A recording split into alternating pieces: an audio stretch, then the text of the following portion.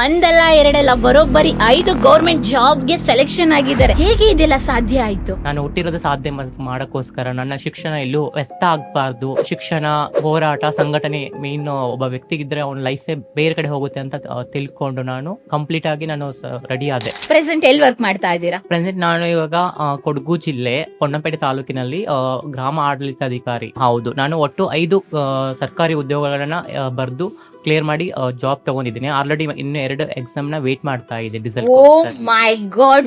KPTCL ಅಲ್ಲಿ ವಿದ್ಯುತ್ ಇಲಾಖೆಯಲ್ಲಿ ವರ್ಕ್ ಮಾಡ್ತಾ ಇದ್ದೆ. ಆಮೇಲೆ ನಂದು ಫಾರೆಸ್ಟ್ ಡಿಪಾರ್ಟ್ಮೆಂಟ್ ಅಲ್ಲಿ ಫಾರೆಸ್ಟ್ ಗಾರ್ಡ್ ಆಗಿ ಜಾಬ್ ಆಯ್ತು. ಆಮೇಲೆ ವಿಲೇಜ್ ಅಕೌಂಟೆಂಟ್ 3 ಡಿಸ್ಟ್ರಿಕ್ಟ್ಸ್ ಸೆಲೆಕ್ಟ್ ಆಯ್ತು ಮ್ಯಾಮ್. ಆಕ್ಚುಲಿ ನಾನು ಬಟ್ ನಿಮ್ಮ ಲೈಫ್ ಅಲ್ಲಿ ಇನ್ಸ್ಪೈರ್ ಆಗಿದ್ದು ಎಲ್ಲಿಂದ? ಆರ್ಥಿಕವಾಗಿ ತುಂಬಾ ಹಿಂದುಳಿದಿದ್ದೀವಿ. ನಮ್ಮ ಬದುಕೋಸ್ಕರ ಹೋರಾಟ ಮಾಡ್ಲೇಬೇಕಿತ್ತು. ಇನ್ಸ್ಪೈರ್ ಏನಂದ್ರೆ ಮ್ಯಾಮ್, ನಮಗೆ ಕಷ್ಟಗಳೇ ಲೈಫಲ್ಲಿ ತುಂಬಿದ್ವು. ಅಪ್ಪ ಅಮ್ಮ ಇಲ್ಲ, ಆಮೇಲೆ ಹೊಟ್ಟೆಗೆ ಊಟ ಇಲ್ಲ. ನನ್ನ ಲೈಫಲ್ಲಿ ಏನಾದ್ರೂ ಮಾಡ್ಬೇಕು. ವೆಲ್ ಎಜುಕೇಟೆಡ್, ಈ ಕಡೆ ಗೌರ್ಮೆಂಟ್ ಎಂಪ್ಲಾಯಿ, ಬಟ್ ನೀವು ಈ ರೀತಿಯಾಗಿ ಕನ್ಸನ್ನ ಕಂಡವರೇ ಇಲ್ಲ. ಭಿಕ್ಷಾಟನೆಗೆ ಹೋದ್ರಿ, ಹೇಗ ಅನ್ನಿಸ್ತು? ಅವಾಗ ನಮ್ಗೆ ಎಷ್ಟು ತಿನ್ನಕ್ ಊಟನೂ ಇರ್ತಿರ್ಲಿಲ್ಲ. ಬೇರೆ ಇದಿಲ್ಲ. ಒಂದು ಟ್ರಾನ್ಸ್ ಅಂತ ಅಂದ್ರೆ ಆಯ್ತು ಏನು ಹಂಗೆ ಹಿಂಗಂತ ಕೆಟ್ಟದಾಗ ಮಾತಾಡೋರು ಇರ್ತಾರೆ. ಪೂಜಾ ಅಂತಾರೆ, ಚಕ್ಕ ಅಂತಾರೆ, 9 ಅಂತಾರೆ. ತುಂಬಾ ನೋವಾಯ್ತು ಮ್ಯಾಮ್. ನಾವು ಎಷ್ಟೋ ಸತಿ ನನಗೆ ಯಾಕೆ ಬದುಕಿದ್ದೀನಪ್ಪ ದೇವ್ರೆ, ನನಗೆ ಸತ್ತೋಗ್ಲಿ ಅಂತಾನೆ ಬೇಡ್ಕೊಂಡಿದ್ದೀನಿ. ಆಕ್ಚುಲಿ ರಿಯಲ್ ಬಲಿಪುರುಷ ಸಮಾಜದಲ್ಲಿ ಯಾರಿದ್ದಾರೆ ಅಂದ್ರೆ ಅದು ನಾವು ಮಾತ್ರ ಮ್ಯಾಮ್. ಈ ನಡುವೆ ನಿಮ್ದು ಯಾವಾಗ KS ಎಕ್ಸಾಮ್ಗೆ ಪ್ರಿಪೇರ್ ಹಾಕೊಂಡು ಪಾಸ್ ಮಾಡ್ಕೊಂಡಿದ್ದೆ? ನಾನು ಆಕ್ಚುಲಿ ನಾನು ವಿಲೇಜ್ ಅಕೌಂಟಿಂಗ್ ಅಂತ ಪ್ರಿಪೇರ್ ಆಗೇ ಇರ್ಲಿಲ್ಲ. ನಾನು ಪ್ರಿಪೇರ್ ಆಗಿದ್ದೆ KS ಅಂತ ಮ್ಯಾಮ್. ಅಂದ್ರೆ ಅಷ್ಟೆಲ್ಲ ಗೌರವ ಮರ್ಯಾದೆ ಎಲ್ಲ ಸಿಗ್ಬೇಕು ಅಂತ ಹೇಳಿದ್ರೆ ನಾವು ಒಳ್ಳೆ ಮಾರ್ಗದಲ್ಲಿ ನಡಿಬೇಕು, ಇದು ಕರೆಕ್ಟ್. ಅಲ್ಲಿ ಗೆದ್ದಿರೋದು ಶಾವೆ ಗೆದ್ದಿಲ್ಲ, ಶಾವೆ ನಡತೆ ಗೆದ್ದಿದ್ದು ಅಲ್ಲಿ ಮ್ಯಾಮ್. ಕರೆಕ್ಟ್ ಅಷ್ಟೇ, ಮತ್ತೇನು ಕೆಲ. ಯಾರಲ್ಲಿ ಟ್ಯಾಲೆಂಟ್ ಇದೆಯಲ್ಲ ಅವ್ರಿಗೆ ಬೆಳೆಸಿ. ನಾವು ಸುಮ್ಮನೆ ಸಿಂಪತಿ ಕೇಳ್ತಾ ಇಲ್ಲ, ನಮ್ಮ ರೈಟ್ಸ್ ಕೇಳ್ತಾ ಇರೋದು ಮ್ಯಾಮ್. ಅಂದ್ರೆ ಪ್ರಪಂಚ ಅಂದ್ರೆ ಏನು ಅಂತಲೇ ಗೊತ್ತಿರಲ್ಲ. ನಂಗೆ ಅಮ್ಮ ತೀರೋಗಿದ್ಮೇಲೆ ನಂಗೆ ಯಾವ ತರ ಹೆಂಗ್ ಬದುಕಬೇಕು, ಸಮಾಜದಲ್ಲಿ ನಾವು ಹೆಂಗಿರ್ಬೇಕು ಅಂತ ನಂಗೆ ಗೊತ್ತಿರಲಿಲ್ಲ ನನಗೆ. ಹಲೋ ಎವ್ರಿವನ್, ಎಲ್ರಿಗೂ ನಮಸ್ಕಾರ. Welcome to another episode of digital Madhyama podcast. ಇವತ್ತು ನನ್ನ ಪಾಡ್ಕಾಸ್ಟ್ ನಲ್ಲಿ ವಿಶೇಷ ಅತಿಥಿ ಇದ್ದಾರೆ. ತುಂಬಾ ಜನ ಟ್ರಾನ್ಸ್ಜೆಂಡರ್ ನಾನು ಇಲ್ಲಿವರೆಗೂ ಸಂದರ್ಶನ ಮಾಡಿದ್ದೀನಿ, ಆದ್ರೆ ಇವರ ಕತೆ ಎಲ್ಲರಿಗಿಂತ ಡಿಫ್ರೆಂಟ್ ಆಗಿದೆ. First transgender women in Karnataka government employee ಕೆಲಸ ಮಾಡ್ತಾ ಇದ್ದಾರೆ. ವಿಲೇಜ್ ಅಕೌಂಟೆಂಟ್ ಆಗಿ ಕೆಲಸ ಮಾಡ್ತಾ ಇದ್ದಾರೆ. PDO ಆಗಿ ಆಲ್ರೆಡಿ ಆಫರ್ ಲೆಟರ್ ಗೆ ವೈಟ್ ಮಾಡ್ತಾ ಇದ್ದಾರೆ. KS ಪ್ರಿಲಿಮ್ಸ್ ಪಾಸ್ ಮಾಡಿ ಮೇನ್ಸ್ ರಿಸಲ್ಟ್ ಗೋಸ್ಕರ ವೈಟ್ ಮಾಡ್ತಾ ಇದ್ದಾರೆ. ಇವತ್ತು ನನ್ ಜೊತೆ ಇದ್ದಾರೆ highly educated transgender women. Welcome Shravya, ಹೇಗಿತ್ತು ಈ ದಿನ? ತುಂಬಾ ಚೆನ್ನಾಗಿತ್ತು. ಯಾಕಂದ್ರೆ ಇದು ಡಿಜಿಟಲ್ ಮಾಧ್ಯಮದಲ್ಲಿ ಬಂದಿರೋದು ನಂಗೆ ತುಂಬಾ ಖುಷಿ ಆಗ್ತಿದೆ. This is my first podcast. ಇದುವರೆಗೂ ಬಹಳಷ್ಟು ಜನ ಟ್ರಾನ್ಸ್ಜೆಂಡರ್ ನಾನು ಇಂಟರ್ವ್ಯೂ ಮಾಡಿದ್ದೀನಿ. ಎಲ್ಲರೂ ಕೂಡ ಪ್ರೈವೇಟ್ ಸೆಕ್ಟರ್ ಅಲ್ಲಿ ವರ್ಕ್ ಮಾಡ್ತಾ ಇದ್ರು. ಆದ್ರೆ ಫಸ್ಟ್ ಟೈಮ್ ನಮ್ಮ ಡಿಜಿಟಲ್ ಮಾಧ್ಯಮದಲ್ಲಿ ಗೌರ್ಮೆಂಟ್ ಎಂಪ್ಲಾಯ್ ಟ್ರಾನ್ಸ್ಜೆಂಡರ್ ನ ಇಂಟರ್ವ್ಯೂ ಮಾಡ್ತಾ ಇದ್ದೀನಿ. ನನ್ಗಿಂತ ತುಂಬಾ ಖುಷಿ ಆಗಿದೆ. ಹೇಗೆ ನೀವು ಈ ಫೀಲ್ಡಿಗೆ ಬಂದಿದ್ದು? Thank you ma'am. ನಾನು ಕರ್ನಾಟಕದ ಪ್ರಥಮ ಟ್ರಾನ್ಸ್ಜೆಂಡರ್ ವ್ಯಕ್ತಿಯಾಗಿ ಗೌರ್ಮೆಂಟ್ ಸೆಲೆಕ್ಷನ್ ತುಂಬಾ ಖುಷಿ ಇದೆ. ಅದ್ರ ಹಿಂದೆ ತುಂಬಾ ಸ್ಟ್ರಗಲ್, ಹೋರಾಟ, ಪ್ರಯತ್ನ, ತಿರಸ್ಕಾರ, ಅವಮಾನ ತುಂಬಾ ಆಗಿದೆ. ಬಟ್ ಇವಾಗ ಖುಷಿ ಇದೆ. ಅದು ಒಂದು ದೊಡ್ಡ ಲಾಂಗ್ ಸ್ಟೋರಿನೇ ಇದೆ ಮ್ಯಾಮ್. ಅದ್ರ ಬಗ್ಗೆ ಹೇಳ್ಬೇಕಂತಂದ್ರೆ ಪ್ರೆಸೆಂಟ್ ಎಲ್ಲಿ ವರ್ಕ್ ಮಾಡ್ತಾ ಇದ್ದೀರಾ? ಪ್ರೆಸೆಂಟ್ ನಾನು ಇವಾಗ ಕೊಡಗು ಜಿಲ್ಲೆ ಪೊನ್ನಂಪೇಟೆ ತಾಲೂಕಿನಲ್ಲಿ ಗ್ರಾಮ ಆಡಳಿತಾಧಿಕಾರಿ, ಏನಂತೀವಿ, ಗ್ರಾಮ ಲೆಕ್ಕಾಧಿಕಾರಿ, ವಿಲೇಜ್ ಅಕೌಂಟೆಂಟ್ ಅಂತ ಅಂತೀವಲ್ಲ, ಅದು ವರ್ಕ್ ಆಗಿ ವರ್ಕ್ ಮಾಡ್ತಾ ಇದ್ದೀನಿ. ಅದ್ರ ಜೊತೆಗೆ ಬೇರೆ ಬೇರೆ ಎಕ್ಸಾಮ್ ಕೂಡ ಬರ್ದಿದ್ದೀರಾ? ಹೌದು, ನಾನು ಒಟ್ಟು 5 ಸರ್ಕಾರಿ ಉದ್ಯೋಗಗಳನ್ನ ಬರೆದು ಕ್ಲಿಯರ್ ಮಾಡಿ ಜಾಬ್ ತಗೊಂಡಿದ್ದೀನಿ. ಆಲ್ರೆಡಿ ಇನ್ನು 2 ಎಕ್ಸಾಮ್ ನ ವೇಟ್ ಮಾಡ್ತಾ ಇದೆ. ಡೀಸೆಲ್ ಮೈ ಗಾಡ್, ಒಂದಲ್ಲ ಎರಡಲ್ಲ ಬರೋಬ್ಬರಿ 5 ಗೌರ್ಮೆಂಟ್ ಜಾಬ್ಗೆ ಸೆಲೆಕ್ಷನ್ ಆಗಿದ್ದಾರೆ. ಹೇಗೆ ಇದೆಲ್ಲ ಸಾಧ್ಯ ಆಯ್ತು?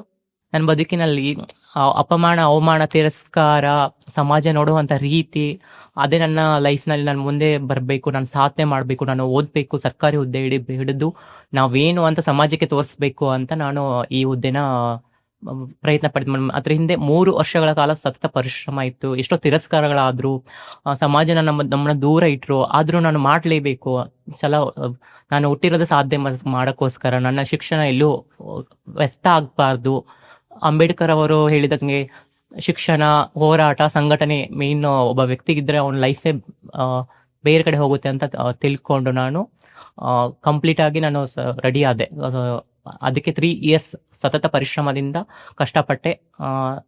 ಥ್ಯಾಂಕ್ಸ್ ಗಾಡ್ ನಂಗೆ ಜಾಬ್ ಸಿಕ್ತು ಮ್ಯಾಮ್. 5 ಗೌರ್ಮೆಂಟ್ ಎಕ್ಸಾಮ್ಗೆ ಸೆಲೆಕ್ಷನ್ ಆಗಿದ್ದೀನಿ ಅಂತ ಹೇಳಿದ್ರಲ್ಲ, ಯಾವ್ದ್ಯಾವ್ದು ಮ್ಯಾಮ್? 5 ಅಂದ್ರೆ ನಾನು ಮುಂಚೆ KPTCL ಅಲ್ಲಿ ವಿದ್ಯುತ್ ಇಲಾಖೆಯಲ್ಲಿ ವರ್ಕ್ ಮಾಡ್ತಾ ಇದ್ದೆ. ಮುಂಚೆ ಫಸ್ಟ್ ಹೌದು. ಆಮೇಲೆ ನಂದು ಫಾರೆಸ್ಟ್ ಡಿಪಾರ್ಟ್ಮೆಂಟ್ ಅಲ್ಲಿ ಫಾರೆಸ್ಟ್ ಗಾರ್ಡ್ ಆಗಿ ಜಾಬ್ ಆಯ್ತು. ಅದನ್ನ ಬೇರೆ ಕಾರಣಗಳಿಂದ ಅದನ್ನ ಹೋಗ್ಲಿಲ್ಲ. ಆಮೇಲೆ ವಿಲೇಜ್ ಅಕೌಂಟೆಂಟ್ 3 ಡಿಸ್ಟ್ರಿಕ್ಟ್ಸ್ ಸೆಲೆಕ್ಟ್ ಆಯ್ತು ಮ್ಯಾಮ್. ಆಕ್ಚುಲಿ ನಂದು ಯಾವ ಡಿಸ್ಟ್ರಿಕ್ಟ್? ಫಸ್ಟ್ ನಂದು ಉತ್ತರ ಕನ್ನಡ ಕೊಡಗು ಡಿಸ್ಟ್ರಿಕ್ಟ್ ಆಯ್ತು. ನಾನು ಉತ್ತರ ಕನ್ನಡ ಬಿಟ್ಟು ಕೊಡಗು ಪ್ರಿಫರೆನ್ಸ್ ಕೊಟ್ಟೆ. ಆಮೇಲೆ ಮತ್ತೆ ಎಕ್ಸಾಮ್ ಕಾಲ್ ಆಗಿ ಎಕ್ಸಾಮ್ ಬರ್ದು ಮತ್ತೆ ರಾಮನಗರ ಜಿಲ್ಲೆಗೆ ಆಯ್ತು. ರಾಮನಗರ ಜಿಲ್ಲೆ ಏನಕ್ಕೆ ಹೋಗ್ಲಿಲ್ಲ ಅಂದ್ರೆ ನಂದು ಆ ಟೈಮ್ ಅಲ್ಲಿ KS ಬರ್ದಿದ್ದು ಪ್ರಿಲಿಮಿನರಿ ಕ್ಲಿಯರ್ ಆಗಿತ್ತು ಆಲ್ರೆಡಿ ಮ್ಯಾಮ್. ಪ್ರಿಲಿಮಿನರಿ ಕ್ಲಿಯರ್ ಆಗಿ ಮೇನ್ಸ್ ಎಕ್ಸಾಮ್ ಟೈಮ್ ಇತ್ತು. ಆ ಟೈಮಲ್ಲಿ ನಾನು KS ಮೇನ್ ಚಾಯ್ಸ್ ಮಾಡ್ಬೇಕು. ಅದಕ್ಕೆ 100% ಎಫರ್ಟ್ ಹಾಕ್ತೆ. ಅದು ಹೌದು. ಪ್ರಿಲಿಮಿನರಿ ಕ್ಲಿಯರ್ ಆಗಿ ಮೇನ್ಸ್ ಎಕ್ಸಾಮ್ ಬರ್ದಿನಿ. ರಿಸಲ್ಟ್ ವೇಟ್ ಮಾಡ್ತಾ ಇದ್ದೀನಿ. ಅದ್ರ ಜೊತೆ PDO ಮೊನ್ನೆ ಲಾಸ್ಟ್ 1 ಮಂತ್ ಹಿಂದೆ ನಾನು ವೆರಿಫಿಕೇಶನ್ ಹೋಗಿ ಬಂದೆ ಮ್ಯಾಮ್. ಐ ಹೋಪ್ ಅದು ಆಗೋ ಚಾನ್ಸಸ್ ಇದೆ. ಅಂದ್ರೆ ಎಲ್ಲಾ ಫೀಲ್ಡ್ ಅಲ್ಲೂ ಸೆಲೆಕ್ಷನ್ ಆಗಿದ್ದೀರಾ? ಹೌದು ಮ್ಯಾಮ್. ಓಕೆ. ಅಂದ್ರೆ ಒಬ್ರಿಗೆ ಲೈಫ್ ಅಲ್ಲಿ ಒಂದು ಜಾಬ್ ಗೌರ್ಮೆಂಟ್ ಜಾಬ್ ಸಿಗದೆ ತುಂಬಾ ಕನ್ಸಾಗಿರುತ್ತೆ. ಆದ್ರೆ ನಿಮ್ಮ ಕೈಯಲ್ಲಿ 5 ಇದೆ ಇವಾಗ. Really great. ಎಲ್ಲರೂ ಹೇಳ್ತಾರೆ ಇವ್ರಿಗೆ 1% ರಿಸರ್ವೇಶನ್ ಇದೆ, ಇವರು ಆಟೋಮೆಟಿಕ್ ಆಗಿ ಜಾಬ್ ಸಿಗುತ್ತೆ, ಇವ್ರಿಗೇನು ಪರಿಶ್ರಮನೇ ಪಡಬೇಕಂತ ಇಲ್ಲ. ನಾವು 1% ಜಾಬ್ 99% ನಾವು ಅದರ್ಸ್ಗೆ ಮೇಲ್ ಫೀಮೇಲ್ಗೆ ಬಿಟ್ಕೊಟ್ಟಿದೀವಿ. ಒಂದು ಮೇಲ್ ಫೀಮೇಲ್ನೇ ಒಂದು ಸರ್ಕಾರಿ ಹುದ್ದೆಗೆ ಹಿಡಿಬೇಕಂತ ಎಷ್ಟು ಕಷ್ಟ ಪಡ್ತಾ ಇದ್ದಾರೆ ಅಂದ್ರೆ, ಒಂದು ಟ್ರಾನ್ಸ್ ವ್ಯಕ್ತಿಯಾಗಿ ಸಮಾಜದಿಂದ ಹೊರಗಡೆ ಹಾಕಿ ಅವಮಾನಗಳಿಂದ ನೋಡ್ತಾ ಇದ್ದಾರೆ. ಇವಾಗ್ಲೂ ನಾವು ಒಂದು ಸರ್ಕಾರಿ ಉದ್ಯೋಗ ಇದ್ರೆ ಎಷ್ಟೋ ಕಡೆ ಮನೆ ಸಿಗ್ತಾ ಇಲ್ಲ, ಎಷ್ಟೋ ಕಡೆ ಉದ್ಯೋಗದಲ್ಲಿ ಕೆಲವು ತಾರತಮ್ಯ ಮಾಡ್ತಾರೆ. ಒಂದು ಮೆಡಿಕಲ್ ಪ್ರೊಸೆಸ್ ಅಲ್ಲಿ ಅಪಾಯಿಂಟ್ಮೆಂಟ್ ಪ್ರೊಸೆಸ್ ಅಲ್ಲಿ ತಾರತಮ್ಯ ನಡೀತಾ ಇದೆ. ಅದನ್ನ ನಾವು ಮೆಟ್ಟಿ ಹೊರಗಡೆ ಬರ್ಬೇಕಂದ್ರೆ ತುಂಬಾ ಕಷ್ಟ ಇದೆ ಮ್ಯಾಮ್. ಅಷ್ಟು ಸುಲಭವಾಗಿ ಯಾರಿಗೂ ಸಿಗಲ್ಲ. ಅಂದ್ರೆ ನೀವು ಕೂಡ ಇವಾಗ ಜಾಬ್ ಅಲ್ಲಿ ಈ ರೀತಿಯಾಗಿ ಸವಾಲುಗಳೆಲ್ಲ ಸ್ವೀಕರಿಸ್ತಾ ಇದ್ದೀರಾ? ಅಂದ್ರೆ ಕೆಲವು ಪ್ರೊಸೆಸಿಂಗ್ ಅಲ್ಲಿ ಸವಾಲುಗಳು ನನಗೆ ಎದುರಾಯ್ತು. ಬಟ್ ನಾನು ಉದ್ಯೋಗಸ್ಥತ್ವ ಪಡ್ಕೊಂಡ್ಮೇಲೆ ನನಗೆ ಯಾವುದೇ ತರ ಸವಾಲುಗಳು ಇಲ್ಲ. ಅದೇ ನಮ್ಗೆ ಒಳ್ಳೆ ಇದೆ ಸಿಗ್ತಾ ಇದೆ, ಒಳ್ಳೆ ಸೌಲಭ್ಯಗಳು ಎಲ್ಲ ಇದೆ, ಒಳ್ಳೆ ಮರ್ಯಾದೆನೂ ಸಿಗ್ತಾ ಇದೆ ಅಂತಾನೆ ಹೇಳ್ಬಹುದು. ಬಟ್ ಅದ್ ಪ್ರೊಸೆಸಿಂಗ್ ಇದೆಲ್ಲ ಮಾಡ್ಬೇಕಾದ್ರೆ ಅದ್ರಲ್ಲಿ ತುಂಬಾ ಅಪಮಾನ ತುಂಬಾ ಇದೆ. ಅದು ಇನ್ನೂ ತುಂಬಾ ಚೇಂಜ್ ಆಗ್ಬೇಕು ಮ್ಯಾಮ್. ಏನ್ ಎಜುಕೇಶನ್ ಕಂಪ್ಲೀಟ್ ಮಾಡಿದ್ದೆ ನೀವು? ನಂದು ಡಿಗ್ರಿ ಕಂಪ್ಲೀಟ್ ಆಗಿದೆ, BA ಕಂಪ್ಲೀಟ್ ಆಗಿದೆ. ನಂದು ಕಂಪ್ಲೀಟ್ ಆಗಿದೆ ಮ್ಯಾಮ್. ಏನ್ ಆಪ್ಷನಲ್ ತಗೊಂಡಿದ್ದು? ನಂದು ಇದು ತಗೊಂಡೆ HKS ಅಂತ, ಹಿಸ್ಟ್ರಿ, ಕನ್ನಡ, ಸೋಶಿಯಾಲಜಿ. ನಂದು ಒಳ್ಳೆ ಮಾರ್ಕ್ಸ್. ನಾನು SSLCಗೆ ನಂದು ನಮ್ಮ ಇದು ಸ್ಕೂಲ್ಗೆನೆ ಎಷ್ಟು 3ನೇ ರ್ಯಾಂಕ್ ಬಂದೆ ಮ್ಯಾಮ್. ಟಾಪರ್? ಹೌದು. ನನ್ನ ಇದಕ್ಕೆ ಯಾವ್ದು PUCಲಿ ನಂದು 93.83 ಮ್ಯಾಮ್. ಇಡೀ ನಮ್ಮ ತಾಲೂಕಿಗೆ ನನ್ನ 2nd ರ್ಯಾಂಕ್ ಆರ್ಟ್ಸ್ ಅಲ್ಲಿ ಮ್ಯಾಮ್. ಡಿಗ್ರಿಯಲ್ಲಿ 63 ಇದು ಕರೆಸ್ಪಾಂಡೆನ್ಸ್ ಮಾಡ್ಕೊಂಡು 66 ರ್ಯಾಂಕಿಂಗ್ ಸ್ಟೂಡೆಂಟ್ ನೀವು. ಎಲ್ಲೂ ಕೂಡ ಯಾಕಂದ್ರೆ ನಾನು ಚಿಕ್ಕ ವಯಸ್ಸು ಇದ್ದಾಗಲೇನೆ ಅಪ್ಪ ಅಮ್ಮ ತೀರೋದ್ರು ಇಬ್ರು. ನಾನು ನಮ್ಮ ಸೋದರ ಮಾವನ ಅಜ್ಜಿ ಮನೆಯಲ್ಲಿ ಬೆಳೆದಿದ್ದು, ಸೋದರ ಮಾವನ ಮನೆಯಲ್ಲಿ ಬೆಳೆದಿದ್ದು. ಬೇಸಿಕಲಿ ಯಾವ ನಿಮ್ದು? ನಂದು ಮೂಲತಃ ಬೆಳಗಾವಿ ಜಿಲ್ಲೆ, ಒಂದು ಚಿಕ್ಕ ಗ್ರಾಮ ಮ್ಯಾಮ್. ಓ, ಯಾವ ಗ್ರಾಮ ಅಂತ ಹೇಳ್ಕೊಂಬೋದು? ನಮ್ದು ಮೂಡಲ್ಗಿ ಅಂತ ಒಂದು. ಗೋಕಾಕ್ ಪಕ್ಕ ಮೂಡಲ್ಗಿ. ಹೌದು ಹೌದು. ಮಹಾರಾಷ್ಟ್ರ ಬಾರ್ಡರ್. ಅಲ್ಲಿಂದ ಸ್ವಲ್ಪ 50 ಕಿಲೋಮೀಟರ್ಸ್. ಓಕೆ. ಹಾಗಾದ್ರೆ ನಿಮ್ಮ ಚೈಲ್ಡ್ಹುಡ್ ಡೇಸ್ ಹೇಗಿತ್ತು? ಅಂದ್ರೆ ತಂದೆ ತಾಯಿಗಳಿಲ್ಲ, ಕಸಿನ್ ಮನೇಲಿ ಬೆಳೀತಾ ಇತ್ತು. ನನ್ನ ಲೈಫ್ ಬಗ್ಗೆ ಹೇಳ್ಬೇಕಂದ್ರೆ ಮ್ಯಾಮ್, ಲೈಫ್ ಒಂದು ದೊಡ್ಡ ಪುಸ್ತಕನೇ ಬರೀಬಹುದು, ಒಂದ್ ಮೂವಿನೇ ಮಾಡ್ಬೋದು ಅಂತ ಹೇಳ್ಬೋದು. ಅಷ್ಟು ದೊಡ್ಡ ಸ್ಟೋರಿನೇ ಇದೆ. ಚಿಕ್ಕ ವಯಸ್ಸಲ್ಲಿ 6 ವರ್ಷದಲ್ಲಿ ನಂಗೆ ಅಪ್ಪ ಅಮ್ಮ ಇಬ್ರು ತೀರೋದ್ರು ಮ್ಯಾಮ್. ನಾನು ಹಿಂಗೆ ನಮ್ಮ ಅಜ್ಜಿ ಮನೆಯಲ್ಲಿ ಕಷ್ಟಪಟ್ಟು ಬೆಳೆದು. ಅಂದ್ರೆ ಪ್ರಪಂಚ ಅಂದ್ರೆ ಏನು ಅಂತಲೇ ಗೊತ್ತಿರಲಿಲ್ಲ ಮ್ಯಾಮ್. ಅವಾಗ ನಂಗೆ ಅಮ್ಮ ತೀರೋಗಿದ್ಮೇಲೆ ನಂಗೆ ಯಾವ ತರ ಹೆಂಗ್ ಬದುಕ್ಬೇಕು, ಸಮಾಜದಲ್ಲಿ ನಾವ್ ಹೆಂಗಿರ್ಬೇಕು ಅಂತ ನಂಗೆ ಗೊತ್ತಿರಲಿಲ್ಲ. ನಂಗೆ ಯಾರೋ ಹೇಳೋದು ಅಮ್ಮ ಎಲ್ಲಿ ಹೋಗಿದ್ದಾರೆ ಅಂತಂದ್ರೆ, ಅಮ್ಮ ಎಲ್ಲೋ ಬೇರೆ ಊರಿಗೆ ಹೋಗಿದ್ದಾರೆ ಅಂತ ಅನ್ನೋದು ಮ್ಯಾಮ್. ಆ ತುಂಬದಲ್ಲಿ ನಮ್ಗೆ ಸ್ಟ್ರಗಲ್ ತುಂಬಾ ಕಷ್ಟಪಟ್ಟು, ಅಪ್ಪ ಅಮ್ಮ ಇಬ್ರು ಇಲ್ದೆ ಬದುಕೋದು ಈ ಸಮಾಜದಲ್ಲಿ ತುಂಬಾ ಕಷ್ಟ ಮ್ಯಾಮ್. ಏನಾಗಿ? ಅವರು ಆತ್ಮಹತ್ಯೆ ಮಾಡ್ಕೊಂಡ್ರು ಮ್ಯಾಮ್. ಅಂದ್ರೆ ಅವ್ರ ಮನಸ್ತಾಪ ಮಧ್ಯದಲ್ಲಿ ಆಡ್ಕೊಂಡು. ನಾನು 6 ಇಯರ್ಸ್, ಇನ್ನು ನಾನು ಎಷ್ಟು 1ನೇ ಕ್ಲಾಸ್ ಮುಗಿದು 2ನೇ ಕ್ಲಾಸ್ ಇನ್ನು ಅಡ್ಮಿಷನ್ ಆಗಿದೆ ಅಷ್ಟೇ ಮ್ಯಾಮ್. ಎಷ್ಟು ಜನ ಮಕ್ಕಳು? ನಾನು, ನಮ್ಮ ಅಣ್ಣ ಒಬ್ಬರಿದ್ದಾರೆ. 2 ಗಂಡು ಮಕ್ಕಳು? ಇಲ್ಲ, ನಾನು ಇವಾಗ ಇನ್ನು. ಆಗ ಹೌದು. ಓಕೆ. ಕಂಪ್ಲೀಟ್ ಆಗಿ ಅಜ್ಜಿ ಮನೇಲಿ? ಅಜ್ಜಿ ಮನೇಲಿ ಬೆಳೆದಿದ್ದು ಮ್ಯಾಮ್. ಅವಾಗ್ಲೂ ತುಂಬಾ ಸಮಸ್ಯೆಗಳು, ಆರ್ಥಿಕವಾಗಿ ತುಂಬಾ ಹಿಂದುಳಿದಿದ್ದೀವಿ. ಒಂದು ಹೊತ್ತು ಊಟಗೂ ನಮ್ಗೆ ಕಷ್ಟ ಆಗ್ತಿತ್ತು. ಒಂದು ಹೊತ್ತು ಊಟಕ್ಕೆ 1 ರೂಪಾಯಿಗೋಸ್ಕರ ನಾನು ಹಿಟ್ಟಿನ ಗಿರಣಿಯಲ್ಲಿ ಕಸ ಗುಡ್ಸೋದು, ಆಮೇಲೆ ಚುರುಮುರಿ ಕಟ್ಟಕ್ ಬರ್ತಿದ್ದು 3 ರೂಪಾಯಿಗೋಸ್ಕರ ಪ್ರತಿ ವೀಕ್. ಆತು ಕೆಲಸ ಮಾಡಿ ಜೀವನ ನಡೆಸ್ತಿದ್ವಿ. ಅದು ನಮ್ಮ ಅಜ್ಜಿ 400 ಪೆನ್ಷನ್ಸ್ ಅಲ್ಲಿ ನಾವು ಇಡೀ ತಿಂಗಳ ಮಾಡ್ತಿದ್ವಿ. ತುಂಬಾ ಕಷ್ಟ ಆಗಿತ್ತು ಮ್ಯಾಮ್. 400 ರೂಪಾಯಿ ಪೆನ್ಷನ್ ದುಡ್ಡಲ್ಲಿ, ಅಜ್ಜಿ ಪೆನ್ಷನ್ ದುಡ್ಡಲ್ಲಿ ನೀವು ಲೈಫ್ ನ ಲೀಡ್ ಮಾಡ್ತಾ ಇದ್ರಿ ಕಂಪ್ಲೀಟ್ ಆಗಿ ಎಲ್ಲ. ಹೌದು. ನೀವು ಕೂಲಿ ಕೆಲ್ಸಕ್ಕೆ ಕಳಿಸ್ತಾ ಇದ್ರ ಅವಾಗ? ಕೂಲಿ ಕೆಲ್ಸಕ್ಕೆ ಅಜ್ಜಿ ಒಬ್ರೆ ವಯಸ್ಸಾದವ್ರಲ್ವಾ, ನಮ್ಗೆ ಬೇರೆ ಮಾಡಕ್ಕೆ ಏನೋ ಇದೇ ಇರ್ಲಿಲ್ಲ, ಆಪ್ಷನ್ಸ್ ಇರ್ಲಿಲ್ಲ ಅಲ್ವಾ. ಬದುಕ್ಬೇಕು. ಇವಾಗ ಬದುಕ್ಬೇಕಂದ್ರೆ ಲೈಫ್ ಹೋರಾಟಕ್ಕೆ ಬೇಕಲ್ಲ ಮ್ಯಾಮ್. ಬದುಕಿಗಾಗಿ ಹೋರಾಟ ಅಂತ ಹೇಳ್ತಾರಲ್ಲ ಹಂಗೆ ನಮ್ ಬದುಕೋಸ್ಕರ ಹೋರಾಟ ಮಾಡ್ಲೇಬೇಕಿತ್ತು. ಎಲ್ಲ ಮೂಡಲಗಿಲೆ ಓದಿದ್ದು ನೀವು? ಹಾ, ಅಲ್ಲೇ. Complete ಹಾ, ಆಗಿ education ಎಲ್ಲ? ಅಲ್ಲೇ ಮ್ಯಾಮ್. ಆ, ಅಂದ್ರೆ ಕಂಪ್ಲೀಟ್ ಅಂದ್ರೆ PUC ತನಕ ಅಲ್ಲಿ ಓದಿದೆ, ಡಿಗ್ರಿ ಮಾತ್ರ ಕರೆಸ್ಪಾಂಡೆನ್ಸ್ ಅಲ್ಲಿ ಮಾಡ್ಕೊಂಡಿದ್ದು ಮ್ಯಾಮ್, okay. ಶಂಕರಘಟ್ಟ ಶಿವಮೊಗ್ಗದಲ್ಲಿ. ನಿಮ್ಗೆ ಹೇಗೆ ಓದ್ಬೇಕು ಅಂತ ಥಾಟ್ ಬಂದಿದ್ದು? ಯಾಕೆಂದ್ರೆ ನಿಮ್ ಮನೇಲಿ ಯಾರು ಕೂಡ ಹೈಲಿ ಕ್ವಾಲಿಫೈಡ್ ಯಾರು ಇಲ್ಲ ಎಜುಕೇಟೆಡ್ ಆಗಿ. ನಿಮ್ಗೆ ಹೇಗೆ ಥಾಟ್ ಬಂತು? ಯಾಕೆಂದ್ರೆ ನಮ್ಮ ಸುತ್ತಮುತ್ತ ಆ ರೀತಿ ಇದ್ರೆ ನಮ್ಗೆ ಚೈಲ್ಡ್ಹುಡ್ ಡೇಸ್ ಇಂದ ಇನ್ಸ್ಪೈರ್ ಆಗಿ ತಗೊಳ್ತೀವಿ ಅನ್ಕೊಳ್ಳೋಣ. ಬಟ್ ನಿಮ್ಮ ಲೈಫ್ ಅಲ್ಲಿ ಇನ್ಸ್ಪೈರ್ ಆಗಿದ್ದು ಎಲ್ಲಿಂದ? ಇನ್ಸ್ಪೈರ್ ಏನಂದ್ರೆ ಮ್ಯಾಮ್, ನಮಗೆ ಕಷ್ಟಗಳೇನೆ ಲೈಫಲ್ಲಿ ತುಂಬಿದ್ವು. ಅಪ್ಪ ಅಮ್ಮ ಇಲ್ಲ, ಆಮೇಲೆ ಹೊಟ್ಟೆಗೆ ಊಟ ಇಲ್ಲ. ಲೈಫಲ್ಲಿ ನಮ್ಗೆ ಯಾಕೆ ಹಿಂಗೆ ನಾವು ಲೈಫ್ನ ಅದೇನೋ ಗಾದೆ ಮಾತಲ್ಲ, ಬಡವನಾಗಿ ಹುಟ್ಟೋದು ತಪ್ಪಲ್ಲ, ಬಡವನಾಗಿ ಸಾಯೋದು ತಪ್ಪು ಅಂತ. ಅವಾಗಲೇ ನಾನು ಅದು ನಿರ್ಧಾರ ಮಾಡಿದೆ, ನನ್ನ ಲೈಫಲ್ಲಿ ಏನಾದ್ರೂ ಮಾಡಬೇಕು, ನಾನು ಹುಟ್ಟಿರೋದು ಸಾಧನೆ ಮಾಡೋಕ್ಕೋಸ್ಕರ ಅಂತ ನಾನು ಥಿಂಕ್ ಮಾಡಿ ಅವಾಗಲೇ ತುಂಬಾ ಕಷ್ಟಪಟ್ಟಿದ್ದು ಮ್ಯಾಮ್. ಒಂದೊತ್ತು ಊಟ ಇಲ್ಲನೂ ನಾನು ಓದ್ಬೇಕು. ನಾನು SSLCಗೆ 100 ರೂಪಾಯಿ ಬಾಡಿಗೆ ಕೊಟ್ಟು ನಾನು ಓದಕ್ಕೆ ಅಷ್ಟು ಕಷ್ಟ ಇತ್ತು ಮ್ಯಾಮ್. ಒಂದು ಪೇಪರ್ ತಗೊಂಡು ಪೆನ್ ತಗೊಳಕ್ಕೂ ನಮ್ಮ ಹತ್ರ ದುಡ್ಡು ಇರಲಿಲ್ಲ. ನನಗೆ ನಮ್ಮ ಸ್ಕೂಲ್ ಹೊತ್ತಿಂದನೇ ಬಡ ವಿದ್ಯಾರ್ಥಿಗಳು ಅಂತ ದುಡ್ಡು ಏನು ಬುಕ್ಸ್ ಪೆನ್ನು ಸಹಾಯ ಮಾಡ್ತಿದ್ರು. ಸ್ಕಾಲರ್ಶಿಪ್ ಅಲ್ಲೇ ನಾನು PUC ಅದೆಲ್ಲ ಕಂಪ್ಲೀಟ್ ಮಾಡ್ಕೊಂಡೆ ಮ್ಯಾಮ್. ಓಕೆ, ಒಂದ್ ಕಡೆ ಬಡತನ, ಇನ್ನೊಂದ್ ಕಡೆ ಹಸಿವು, ಇನ್ನೊಂದ್ ಕಡೆ ನಿಮ್ಮ ಅಜ್ಜಿ ಪ್ರೀತಿ ಸಿಗ್ತಾ ಇತ್ತು. ಅದೆಲ್ಲವನ್ನು ಮೀರಿದ್ರು ಕೂಡ ಹೈಸ್ಕೂಲ್ ಲೆವೆಲ್ ಅಲ್ಲಿ ಬಂದಾಗ ಚೇಂಜಸ್ ಇರುತ್ತಲ್ಲ, ಅದೇನಾದ್ರೂ ನಿಮ್ಗೆ ಸವಾಲಾಗಿ ಬಂತ? ಹಾ, ಗೊತ್ತಾಯ್ತು ನಂಗೆ. ಆಲ್ರೆಡಿ ನನ್ ಇದು ಪ್ರೈಮರಿ ಇದ್ದಾಗಲೇ ಗೊತ್ತಾಯ್ತು, ಒಂದು ಪ್ರಾಥಮಿಕ ಶಾಲೆಯಲ್ಲಿ ನಂಗೆ ಗೊತ್ತಾಯ್ತು.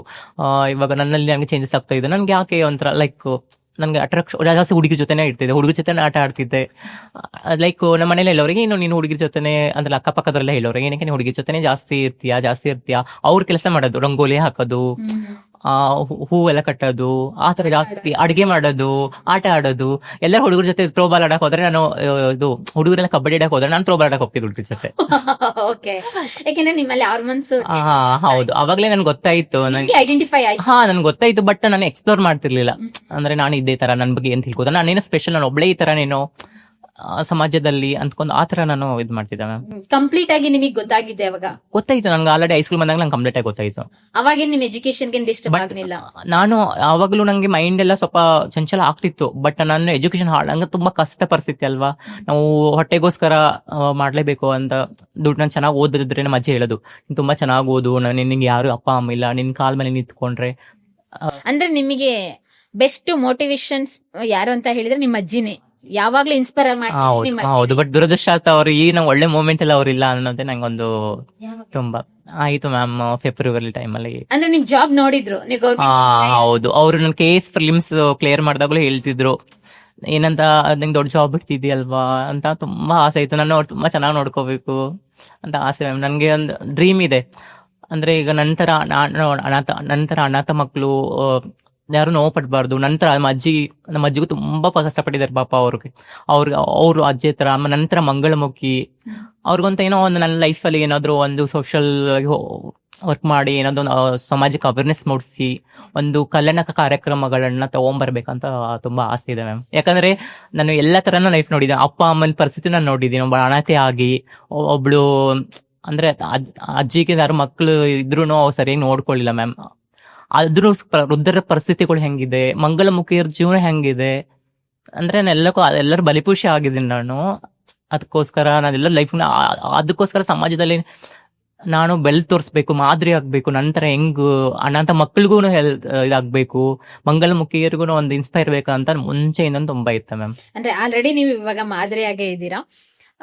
ಒಂದ್ ರೀತಿ ಲೈಫಲ್ಲಿ ಹೇಗೆ ಅಂತ ಹೇಳಿದ್ರೆ, ಅಪ್ಪ ಅಮ್ಮ ಇದ್ದಾಗ ಲೈಫ್ ಬೇರೆ ರೀತಿ ಇರುತ್ತೆ, ಕಸಿನ್ ಇದ್ದಾಗ ಬೇರೆ ರೀತಿ ಇರುತ್ತೆ. ಅಪ್ಪ ಅಮ್ಮ ಇಲ್ಲ, ಅಜ್ಜಿ ಮನೇಲಿ ಬೆಳೀತಾ ಇದ್ದೀರಾ, ಅದ್ರಲ್ಲೂ ಕೂಡ ಫೈನಾನ್ಷಿಯಲಿ ತುಂಬಾ ಪೂರ್ ಇದ್ದೀರಾ. ಅದ್ರಲ್ಲೂ ಇನ್ನೊಂದಂತ ಹೇಳಿದ್ರೆ ಹಾರ್ಮೋನ್ ಎಲ್ಲ ವೇರಿಯೇಷನ್ ಆಗ್ತಾ ಇದೆ.